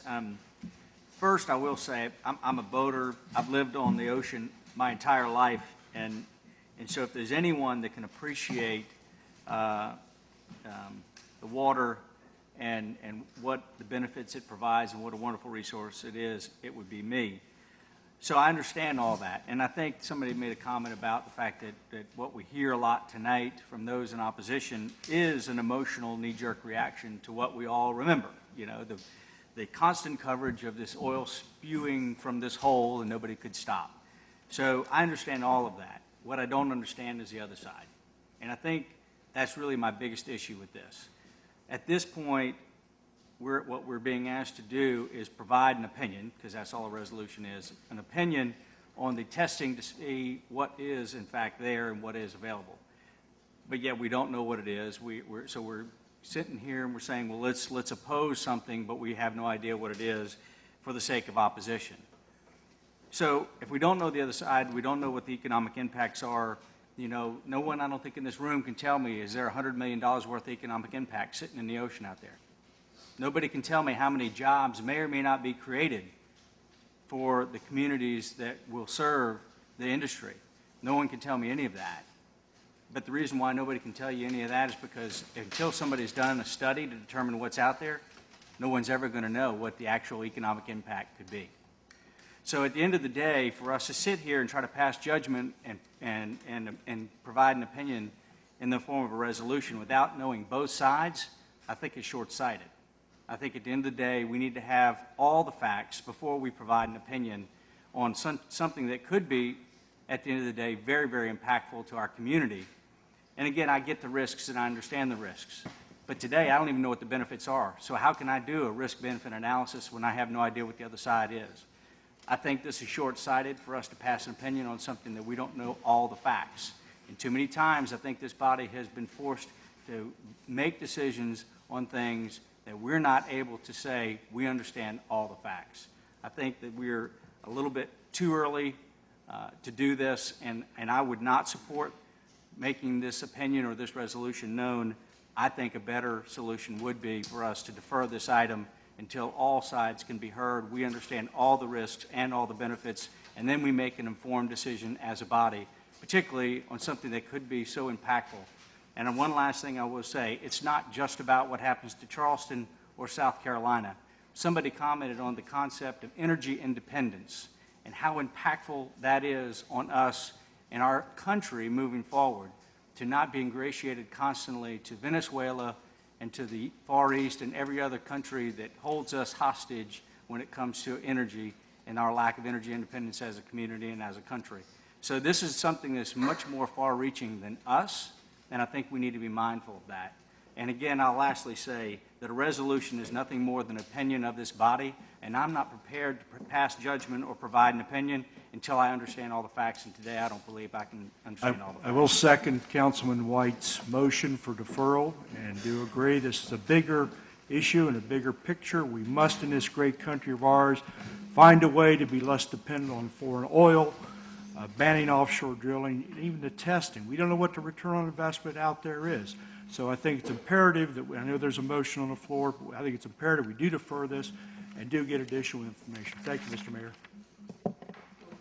Councilmember Alexander was next, and then the clerk will kindly help me keep keep track. And order. In order. And I assume we have a previous motion, which was the motion to approve. To approve, I have that. Ever since I was elected on City Council 7 years ago, I think I found great pride in this city that whenever we considered anything, we took into account the opinion of all of the shareholders. It happens every day in this council. Something happens on Daniel Island, or District 4, or 3, or 9, or 10. The first questions that are asked is, has everybody been brought into this conversation? Have we asked the neighbors? Have we asked the developers? Have we taken the time to put the two groups together? This is what we have done as a city as long as I've been a council member. In this particular instance, and let me apologize to everybody and disclose, I have elderly parents, and I did miss the 2 sustainability meetings. Couldn't make it. But I did become engaged, and I began asking questions. I asked our staff, who has presented, and have we heard from any other side, any other opinion? Well, council member, we don't know who they are. I was stunned. We have a professional staff that's engaged and they don't know who the players are. Certainly I can't buy that. I was told that in 2012, the mayor wrote a letter. That's what they were working off of. I mean, does that convey to me the decision's been made, we're steered in a certain direction, we're only going to hear from one side? I don't know. But I was stunned to learn that no other entity had been given the opportunity. Now, I've heard the gentleman here say that they only showed up today. Interestingly, I was getting emails going, Councilmember, did you know this was going on? Yes, I knew. I'm told it's public knowledge. You should have known. But then again, the city tells me they don't know who you are. And it's really interesting who some of these people are, because they're the most impacted in the state, the very most impacted. They're the representatives of Georgetown County, one of the poorest counties in the state of South Carolina. They're from Mullins County. They're from Clarendon County. They're from Williamsburg County. We all know it is the corridor of shame. They have no incomes. They're looking at this as a life-changing opportunity. A life-changing opportunity for these folks. And here we are saying, you know, we've got what we've got. Sorry about that. Sorry about that. What effect would $127 billion have on this state? Councilmember White's asked the question, what are we talking about? How much money are we talking about? Sustainability Committee doesn't know, because all they heard was one side of the story. There's a whole different bright side to this issue. There is information here that has not been shared. And quite frankly, I think a speaker just made the comment that the town of Myrtle Beach was one of the signers. Well, for his information, Myrtle Beach City Council today deferred their vote for 3 weeks. Now, does that really matter? I don't know.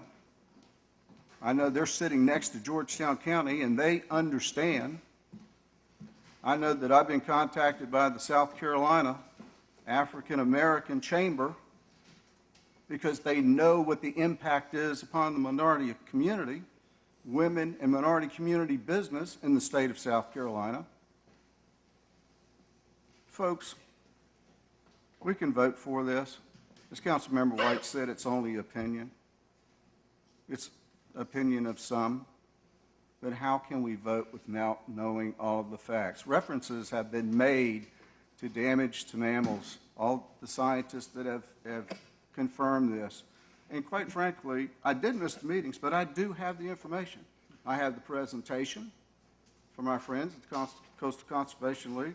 I've taken the time to do the research, at least give the other side an opportunity to let somebody know what's going on. I mean, that's what we do as council members, I believe. We get as much information that we can so that we can make an informed decision. Interestingly, on some of these research issues, some of the scientific organizations that have studied the effect on sea life in mammals, U.S. National Academy of Sciences, not much to that organization, I guess, NOAA Fisheries, Offices of Naval Research, U.S. National Marine Fisheries. There were several presentations made to a huge conference on the effects of noise on aquatic life. That occurred just recently of August of last year. Interesting here, I think the one that caught my attention was in Great Britain. The effect on 3,000 tagged seals. What was interesting about this one is it was placing wind turbines off the coast, seismic testing. And we need to understand it's a little bit different because wind turbines are located closer to the coast. So they were interested in what the effect was on mammals and other sea life closer to the coast. And this presentation found that there was no measurable effect. There are several peer-reviewed studies here, not opinions of single scientists, peer-reviewed studies. But we don't know this. The Sustainability Committee doesn't know this. They were never told this. This was never shared with them. Quite frankly, folks, and my peers here on council, the city of Charleston has always taken the time to hear all the sides before we make a decision. A motion was made to defer, quite frankly, out of order because it's a primary motion right now. I would hate to vote and defeat this. I believe it's right. I believe it's our job to hear all of the information. And if you don't believe it and you're comfortable with making a vote right now without being in possession and fairness of all of the information, take the vote. I can't support it under those conditions. Thank you, Mr. Mayor. Councilmember Gregory. And then you. As a past chairman of the Sustainability Committee, I feel as though I really have to speak on this issue. Number one, I think a part of the problem is transparency. Even if the tests go forward, that information would not be supplied to us the way I read it, number one. So in terms of being informed, because I think you want to make an informed decision,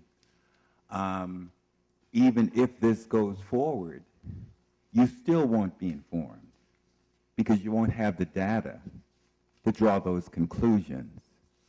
So I clearly feel that this city needs to take a stand and send a message that we are going to protect our brand at all costs. And we're going to do it because, for one, I agree we don't have the data, and we won't, even after they do what they say they're going to do. I do also feel that it is a responsibility of us as council members to do the research, to do what Council Member Alexander did. And I've done some of that. And there are pros and cons on both sides of the equation. However, there have also been public forums. In fact, I moderated a public forum about 2 or 3 months ago where we did hear both sides of the equation. So I think it is a responsibility as a council member to make informed decisions, but that information sometimes have to come from our own research.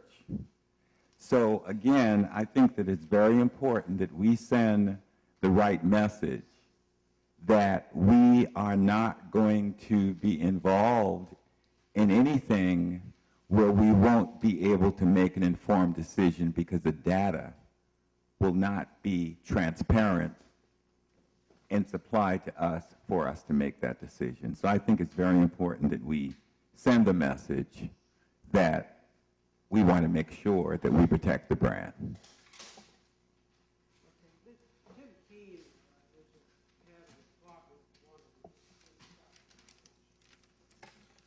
Well, just a couple items here, since we've been talking about the Sustainability Advisory Committee, and of course we provide staff support to them. And I haven't spoken to any other council member about this issue other than at the Sustainability Advisory Committee meetings. One thing I want to mention, this has to do with hearing all sides of the issue, and that is that you'll remember when you created the Sustainability Advisory Committee, you very specifically decided upon the membership of that committee to ensure that all sides would be heard at the Sustainability Advisory Committee. That's why we have the Port Authority on the committee. That's why we have the Chamber of Commerce on the committee. That's why we have the Home Builders Association. The whole idea of the Sustainability Advisory Committee and its composition was that it would provide a forum for debate among many different sides. So it's built into the committee. You know, I never said we didn't know who the other side was, but we certainly know who the other side is. The other side's been running ads, you know, on the radio. I heard quite a long one recently, and it sounded just like what we heard from the industry representative that was here tonight.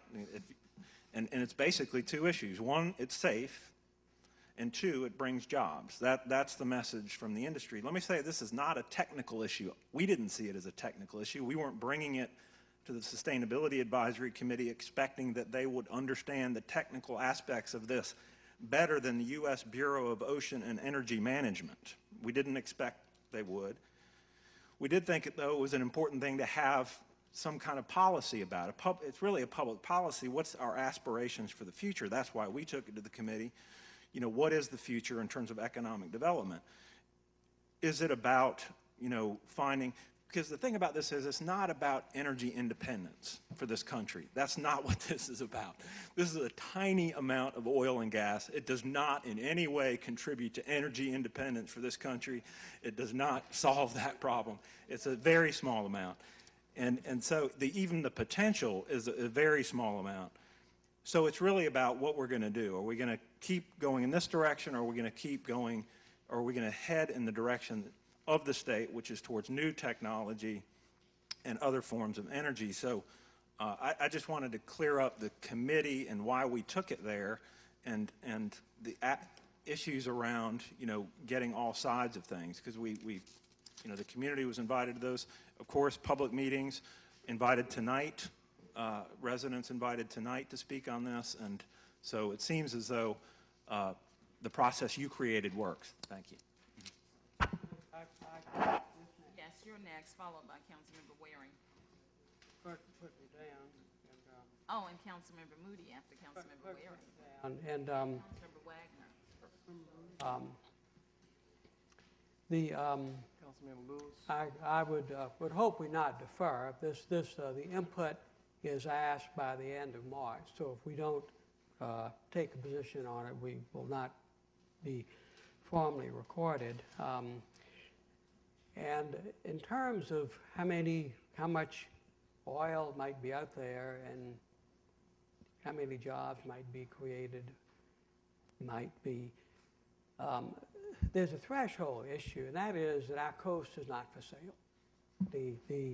The Bills Bay, Price's Inlet, Capers Inlet, DeWeese Inlet, Isle of Palms, Sullivan's Island, Charleston Harbor, the Wando River, the Cooper River. You go up far enough, it's our drinking supply. Ashley River, Northbridge Park, Higgins Pier, Stono Inlet, coast to James Island, coast to Johns Island, Edgewater Park, Edisto Island. It's not for sale. It's not for sale. There's no amount of dollars asserted can ever equal the qualities of those places, the environmental quality, and what would happen if there was just one spill? What would happen to the environment? What would happen to our economy? Our people want not just to visit here, people want to live here because of the quality of our environment. They one spill, and that just goes against all of the qualitative aspects of this community. It's just, we don't need it. Our economy, we've got Boeing here, and their growth, not only the manufacturing and other components of that, the IT, Daimler is building a facility here. We're on the top of any list about high-tech communities. The Silicon Harbor. We don't want the oil harbor. We want the Silicon Harbor, and Blackbaud, and Benefit Focus, and People Matter, and Boomtown, and all that is developing, and it's all surrounding quality. The physical beauty, the environmental quality, we are different. So the argument that there might be a lot of money, it's not, there isn't enough money. There can't be enough money. We don't need the money to risk the damage to our environment, to our quality of life, and to our resources. We respectfully just shouldn't even go there. We don't, maybe other places need it, or their values are different. And, but I just feel that we should vote for the quality that this community represents. And I have a letter I can distribute, because there was some question about whether the seismic testing would benefit a wind turbine or the wind power industry. And I've got a letter from Dr. Rigas, who's head of the Clemson University Restoration Institute, and what he said was that's no value to the wind turbine. If you going to build a platform for a wind turbine, what you do there is not the seismic that they go down thousands of feet or a few thousand meters. Is not. What you would do is do a simple over the water soil boring, just as you would for a building, just the same thing that other companies do here.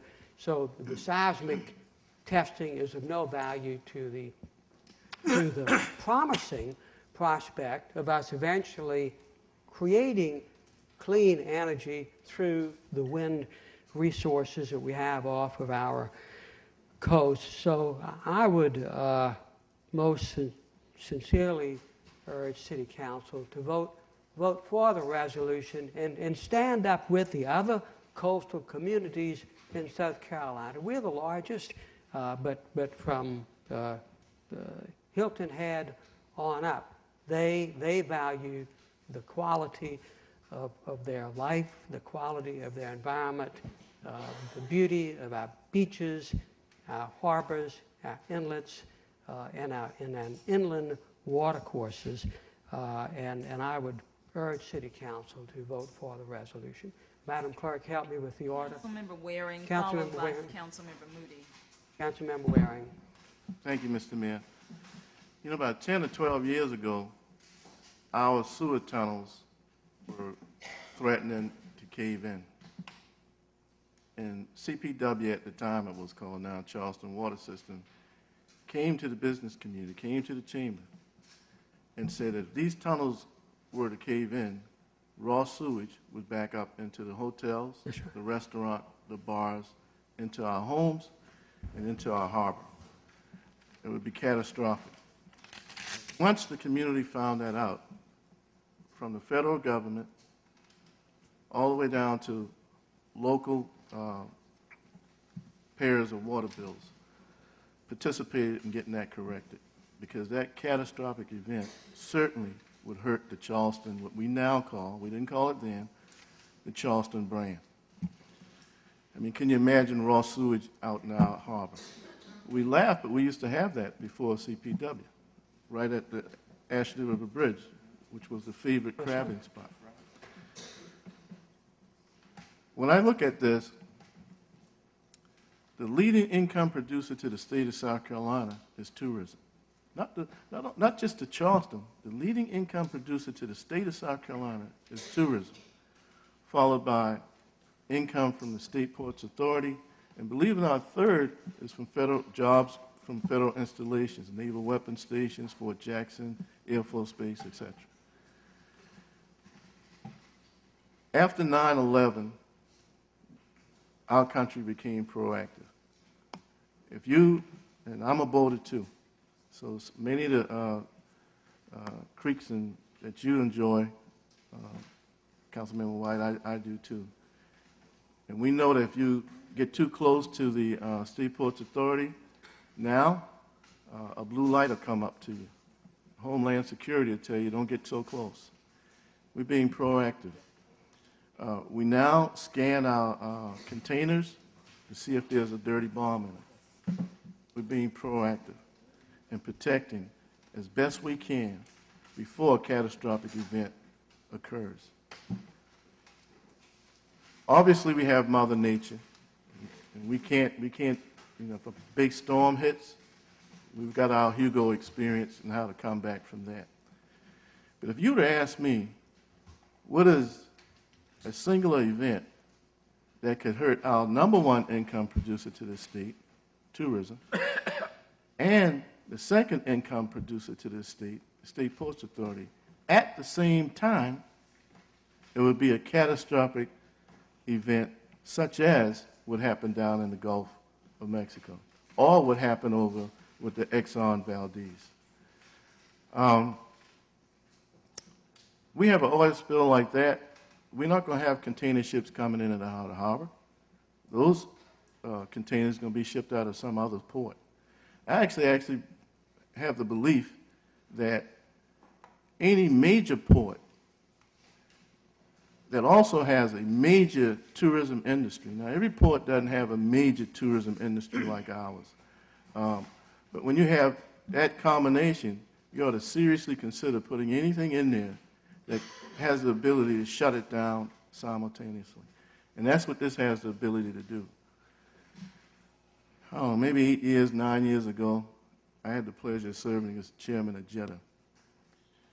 South Carolina had the opportunity to recruit in a division of Microsoft.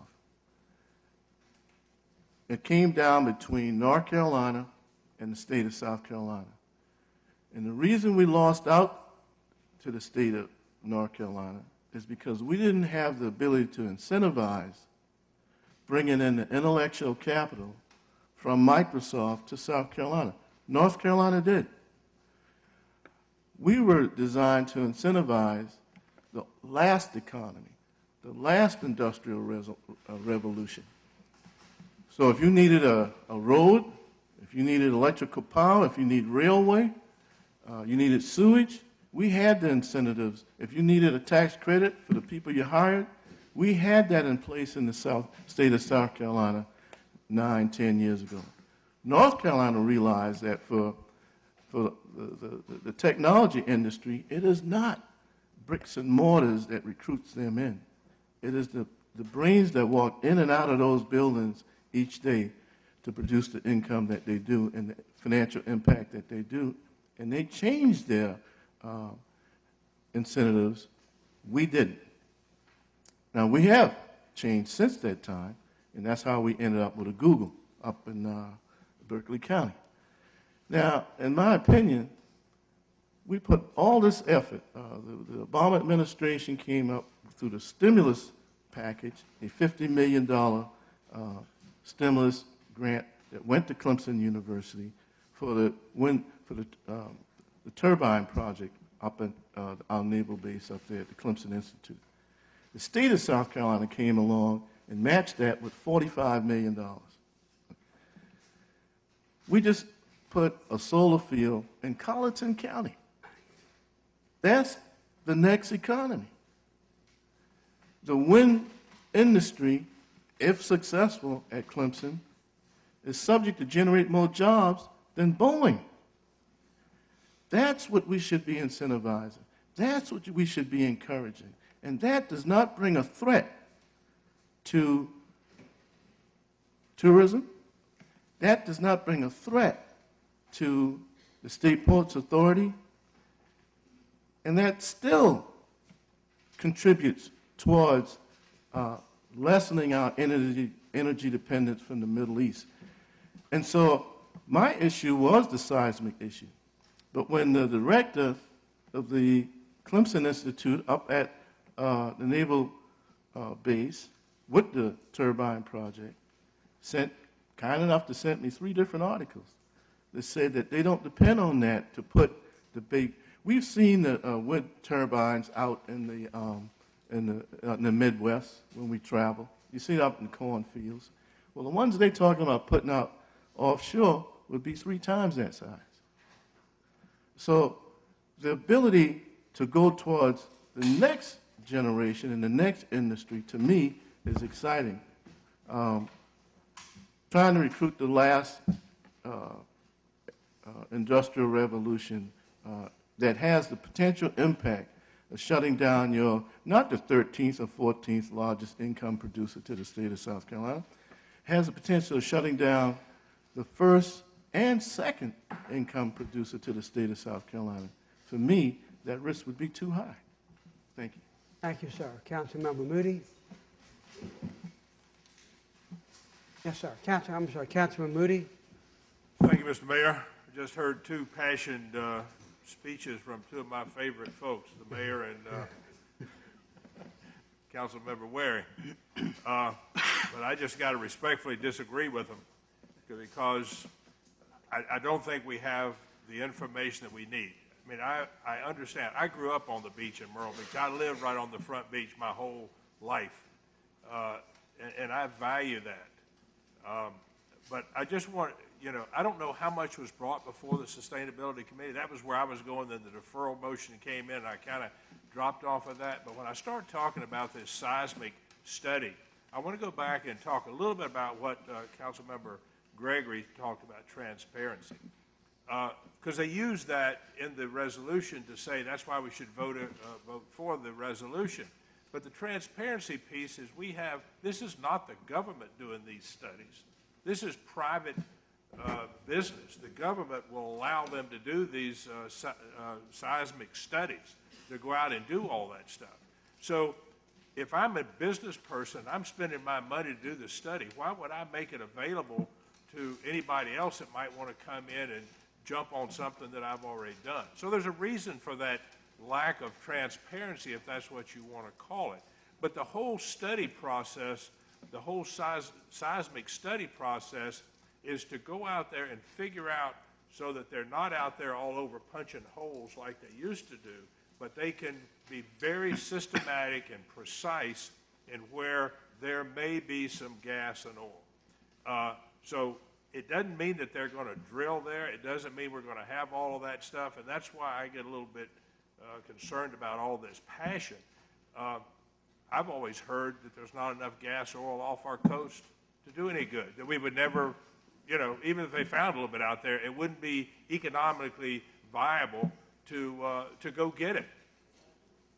So why not do the study? I mean, that's all this company is asking to do, is to go up and down the coast and basically find out if there's any out there. Then we can say, okay, we don't have it, we can forget all this.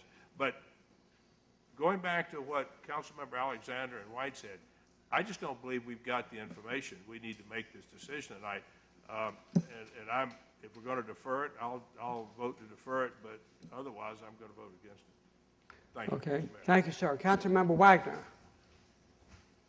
All right. I've tried to take all of this in tonight, and what I'm hearing is we've tried to, for lack of a better time, personify it. This isn't going to be in Charleston Harbor. This is going to be 50 miles away, way out there. When we had the BP spill, it was about 100 miles from anywhere on the coast in the Gulf. But Louisiana, Alabama, Mississippi, the Big Bend of Florida, tourism across the board was really messed up, and it was hundreds of miles away. I am actually torn here, and there's something that did strike me, and before I finish that train of thought, I want to jump out and say it. We had a public participation meeting or hearing or discussion. 5 speakers went at least a minute over after the clerk called time.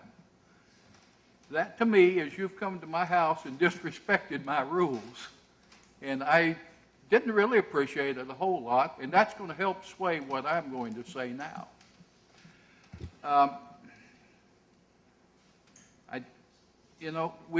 They're here as our guests. They don't want to listen to our rules. What they have to say is more important than what this body has to hear or say. That bothers me. Okay, now that's off my chest. But at this moment, I am inclined to, as Councilmember Moody said, defer. for the same exact reasons. We did pass a resolution during last sustainability cycle, which I served with Councilmember Gregory, Moody, and my good buddy, Mr. Wary. And so I know the sustainability rules. We were 100% in favor of the wind process. But the best wind is 10 miles offshore, if you guys will remember, when we had that with Ms. Colbert-Bush and the Clemson folks. So we're talking apples and oranges when we're talking wind and potential for drilling. So whatever South Carolina does really doesn't matter, because 100 miles from here, if somebody else is drilling an oil well, we can still be impacted. I mean, I was in the Navy as well. I mean, I've been out there. I've been on these beaches my entire life, just like many of the rest of y'all have. And I just can't see us doing this right now without having the rest of the information. And that is all that Councilmember White has asked for.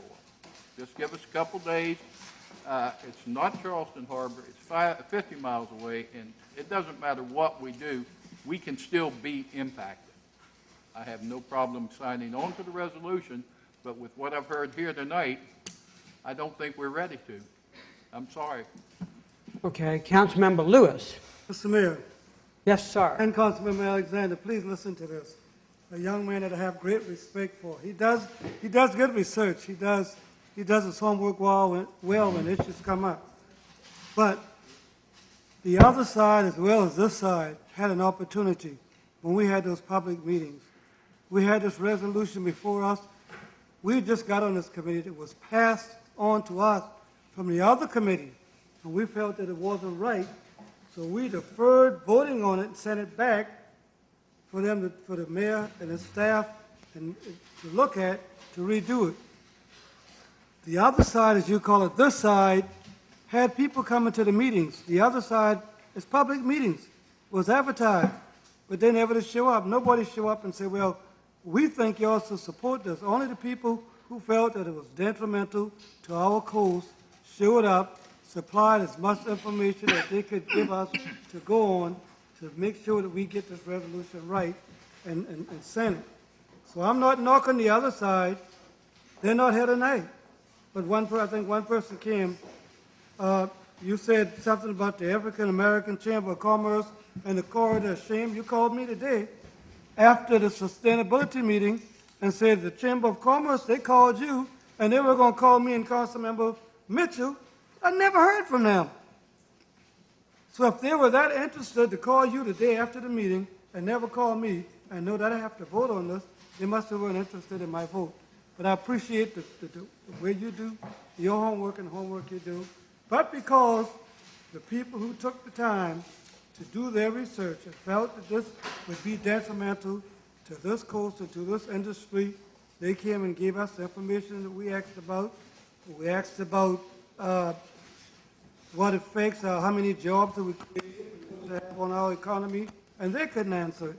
Nobody from the other side was there to answer it. So I feel inclined that with the information that I got to just go ahead and send this resolution. It's just a resolution. There's still nothing that we could do. From what I understand, our delegation in Washington is kind of mixed on this. They're half and half on this. So they're going to have a say-so in all of this. So I think I'm just going to go ahead and vote for this. Thank you. Thank you, sir. Councilmember White. Yeah, I just wanted to make two quick comments because something was said over and over again. One was about transparency and the results, not being able to access those results.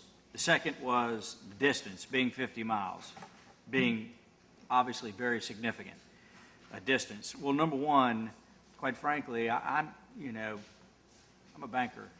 If I got a copy of the study, I couldn't tell you what it said.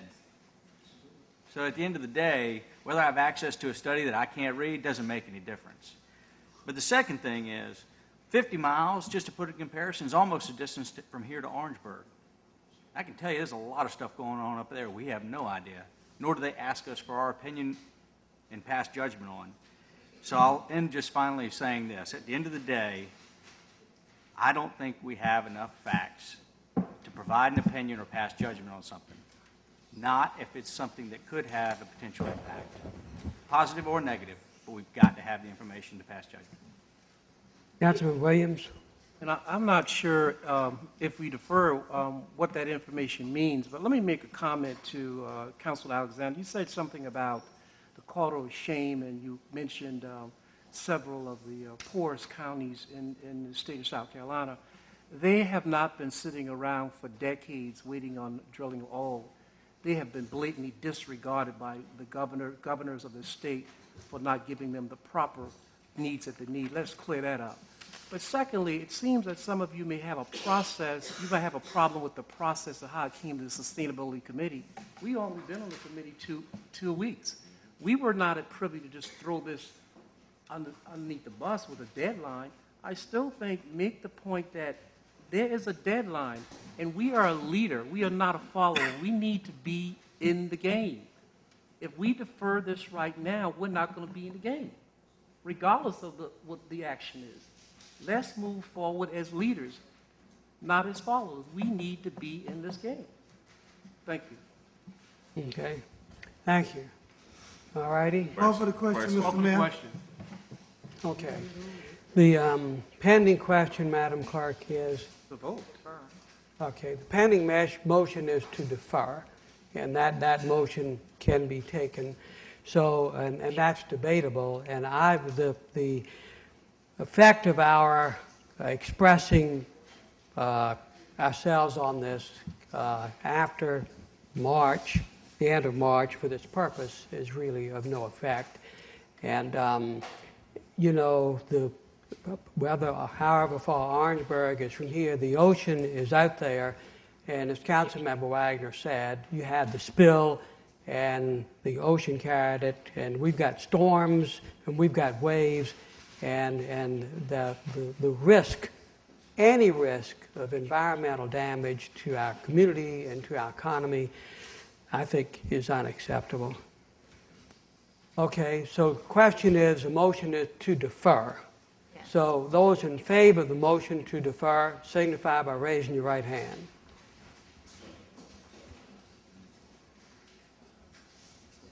Okay. Those opposed, raise their right hand. Okay, so the motion to defer Fails. is failed. Motion to defer fails, and now we have the pending motion before that is to approve the committee's report. Yes, sir. Councilmember Mitchell. I'm good. Okay. Ready. We're ready. Yes, okay. Mayor? Yes, sir. I sat on that committee, and like I said, we just got on the committee, and I'm making my decision of what came before me, and I figured it was a public hearing. Everyone had a right to be there, and I'm making my decision on what was there for the past two meetings that we went to, and when we deferred it and sent it back with Councilman Seekins, we tell them to go back because I didn't understand it. I said, you need to have some more information. They went and draw this new resolution out, and that's what I'm voting on because that satisfied me. So I don't have a problem voting on it. Okay.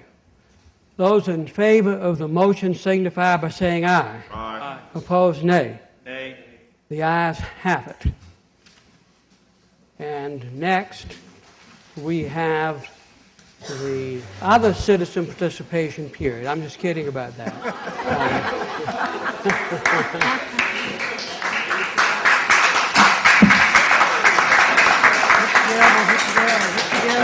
No, please, no applause is allowed, and we've still got a meeting yeah. We've got, so if you've got to leave, if you can exit quietly. And next we have we'll let everybody get through the door because it's hard to control the noise coming out there.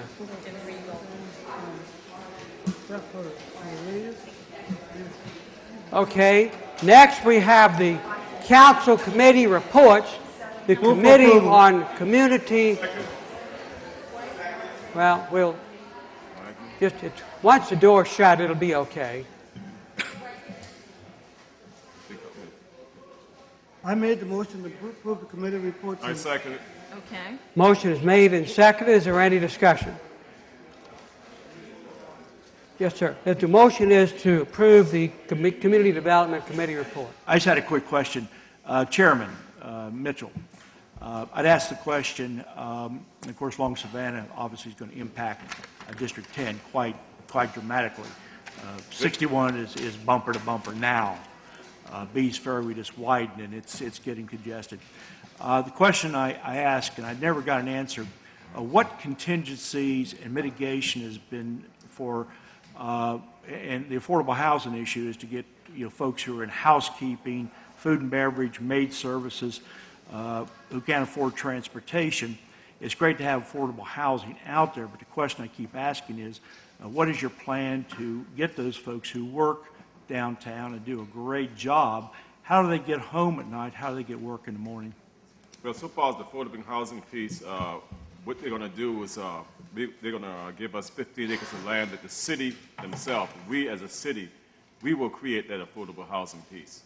Now, so far as the transportation-wise, we still have Carter, we still have that going on, and Carter will probably be doing some other things, and we're going to look into that to make sure that they're coming into that particular area and make sure that the people will be able to get into the city, and we'll be getting with that. All that's going to be a part of this equation and with the affordable housing piece. So you can assure me that conversation's been had and I'll support right, it we're if going to you have to make can. sure that part of it. But the housing piece, the city of Charleston, we as the council member, I we fully will be taking care understand of that, yeah. It's great to have affordable housing, but if no one can live there because they can't get back and forth to work.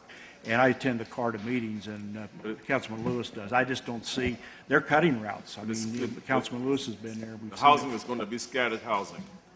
This is what we're going to propose once we get to it, but we'll be working with the Community Development Office, Mr. Yana Johnson, so we'll be doing that. Okay. Those in favor signify by saying aye. Aye. Opposed, no. The ayes have it. Committee on Public Works and Utilities, Mr. Chairman. Second. Any discussion? Those in favor signify by saying aye. Aye. Opposed, no. The ayes. Let me ask you all a question. Councilmember Wagner mentioned, but what would you like me to do when I've said the 2 minutes? You want me to, we a little flexible in letting people wrap up, but I don't want to, I want to chair the meeting in a manner. What would you prefer? Yes, sir. My statement would be that once they start going over, that just interrupt them. I mean, let them finish, A sentence? When the clerk calls time, let them finish that statement and just, Okay. just basically say Okay. your time is up, we can't take any more of your stuff. I mean, because then it allows it to keep going. Okay. Well, okay. That, everybody agree with that? And not only that, in particular, a hearing like this, call someone else to the microphone from the opposite side of the room. Yeah. I think that would give them permission. Yeah, and Mr. Mayor, you've always been terrific in all your years as mayor of allowing for freedom of speech and people to make their comments. You really have been so gracious about that, but I think the issues are becoming more sophisticated, more complex, and I think folks are taking a little bit, not advantage of you, but just advantage of the process. Well, and sometimes we get a little worn out as council. Most of us work all day, and then we have to go through that barrage of words and verbiage that, frankly, most of it's the same thing over and over, and it doesn't really change a lot of our minds. So well, that's shorten helpful. it up, sir. I'd appreciate it. What I'll do is when I'll say that we've got 2 minutes, and when the clerk says 2 minutes is up, you need to conclude that sentence, or if it's one more sentence, it makes it, but you have to stop. And oftentimes people are saying stuff that I don't want to hear, and so I feel defensive about or somebody that I hadn't wanted to hear in the past. Well, if that's the case, Mr. Mayor, you could follow us and just get up and walk out. Okay. Yes, ma'am. I would add that I agree with what was said, but I would like to be able to give council as well as the mayor a degree of flexibility. If there is something of great interest that speaker has said, that we have the option of saying, could you flesh this out? Well, you can do that. Okay, that's good. That's good. That helps me. Yeah. Yes, sir. The other thing that I was going to say, kind of along those lines, I know we had it at T&T committee where we had, say, a lot more people speaking for than against. Yes, sir. So you might want to give, particularly like the lady that came that had some From prepared Columbia, yeah, remarks. right, yeah. You might want to give her a little bit more time. Okay. You know, one side or the other to kind of even up or let Okay. her give information. Okay. I'm just using that as an example, Okay. but whatever the subject is. Well, I'll try to do a better job. Well, you've done a great job. For my waning days. And what I'll do is I'll just look for some eye contact. Yeah. You know, I mean, in other words, if you... We'll help you out, Mr. Mayor. We'll help you out. I'll help you Okay. out. All right, good. Well, Sir? Okay, well, thank you. Well, I do want Gary's growing hair, then you might want to call him for Yeah, stop. yeah. I do apologize to Anthony. I did shout timeout before he even got a chance to speak, so, but that's okay. Okay. Committee on Ways and Means. Second. Any discussion? Those in favor signify by saying aye. Aye. Opposed, no. The ayes have it. Bill's up for a second reading. 1 through 5, K 1 through 5, Mr. Mayor. Actually, we received a request that bill number 2 be deferred. Okay. So the bills up for second reading will be items 1, 3, 4, and 5. Yes. Madam Clerk, can you make sure my nay vote on the salary increase comes Yes, forward? I Thank you. will. I'll carry that through in the Ways and Means report. So I move for approval 1, 3, And 4, and 5. Councilmember Wilson. Just Okay. a second. So the question is, shall 1, 3, 4, and 5 Yes. be given second reading and order to third reading? Those in favor signify by saying aye. Aye. Opposed, no. The ayes have it. And the question will be Move for approval. third reading, change bill, vote for for approval. Those in favor signify by saying aye. Opposed, no. The ayes have it. And then we come to Councilman Alexander? bills You up had seconded? for, are they all deferred? Yes. All of the first readings readings are deferred. deferred. So we come to the opportunity for a motion of adjournment. Yeah. Move for approval. Without objection, the meeting is adjourned.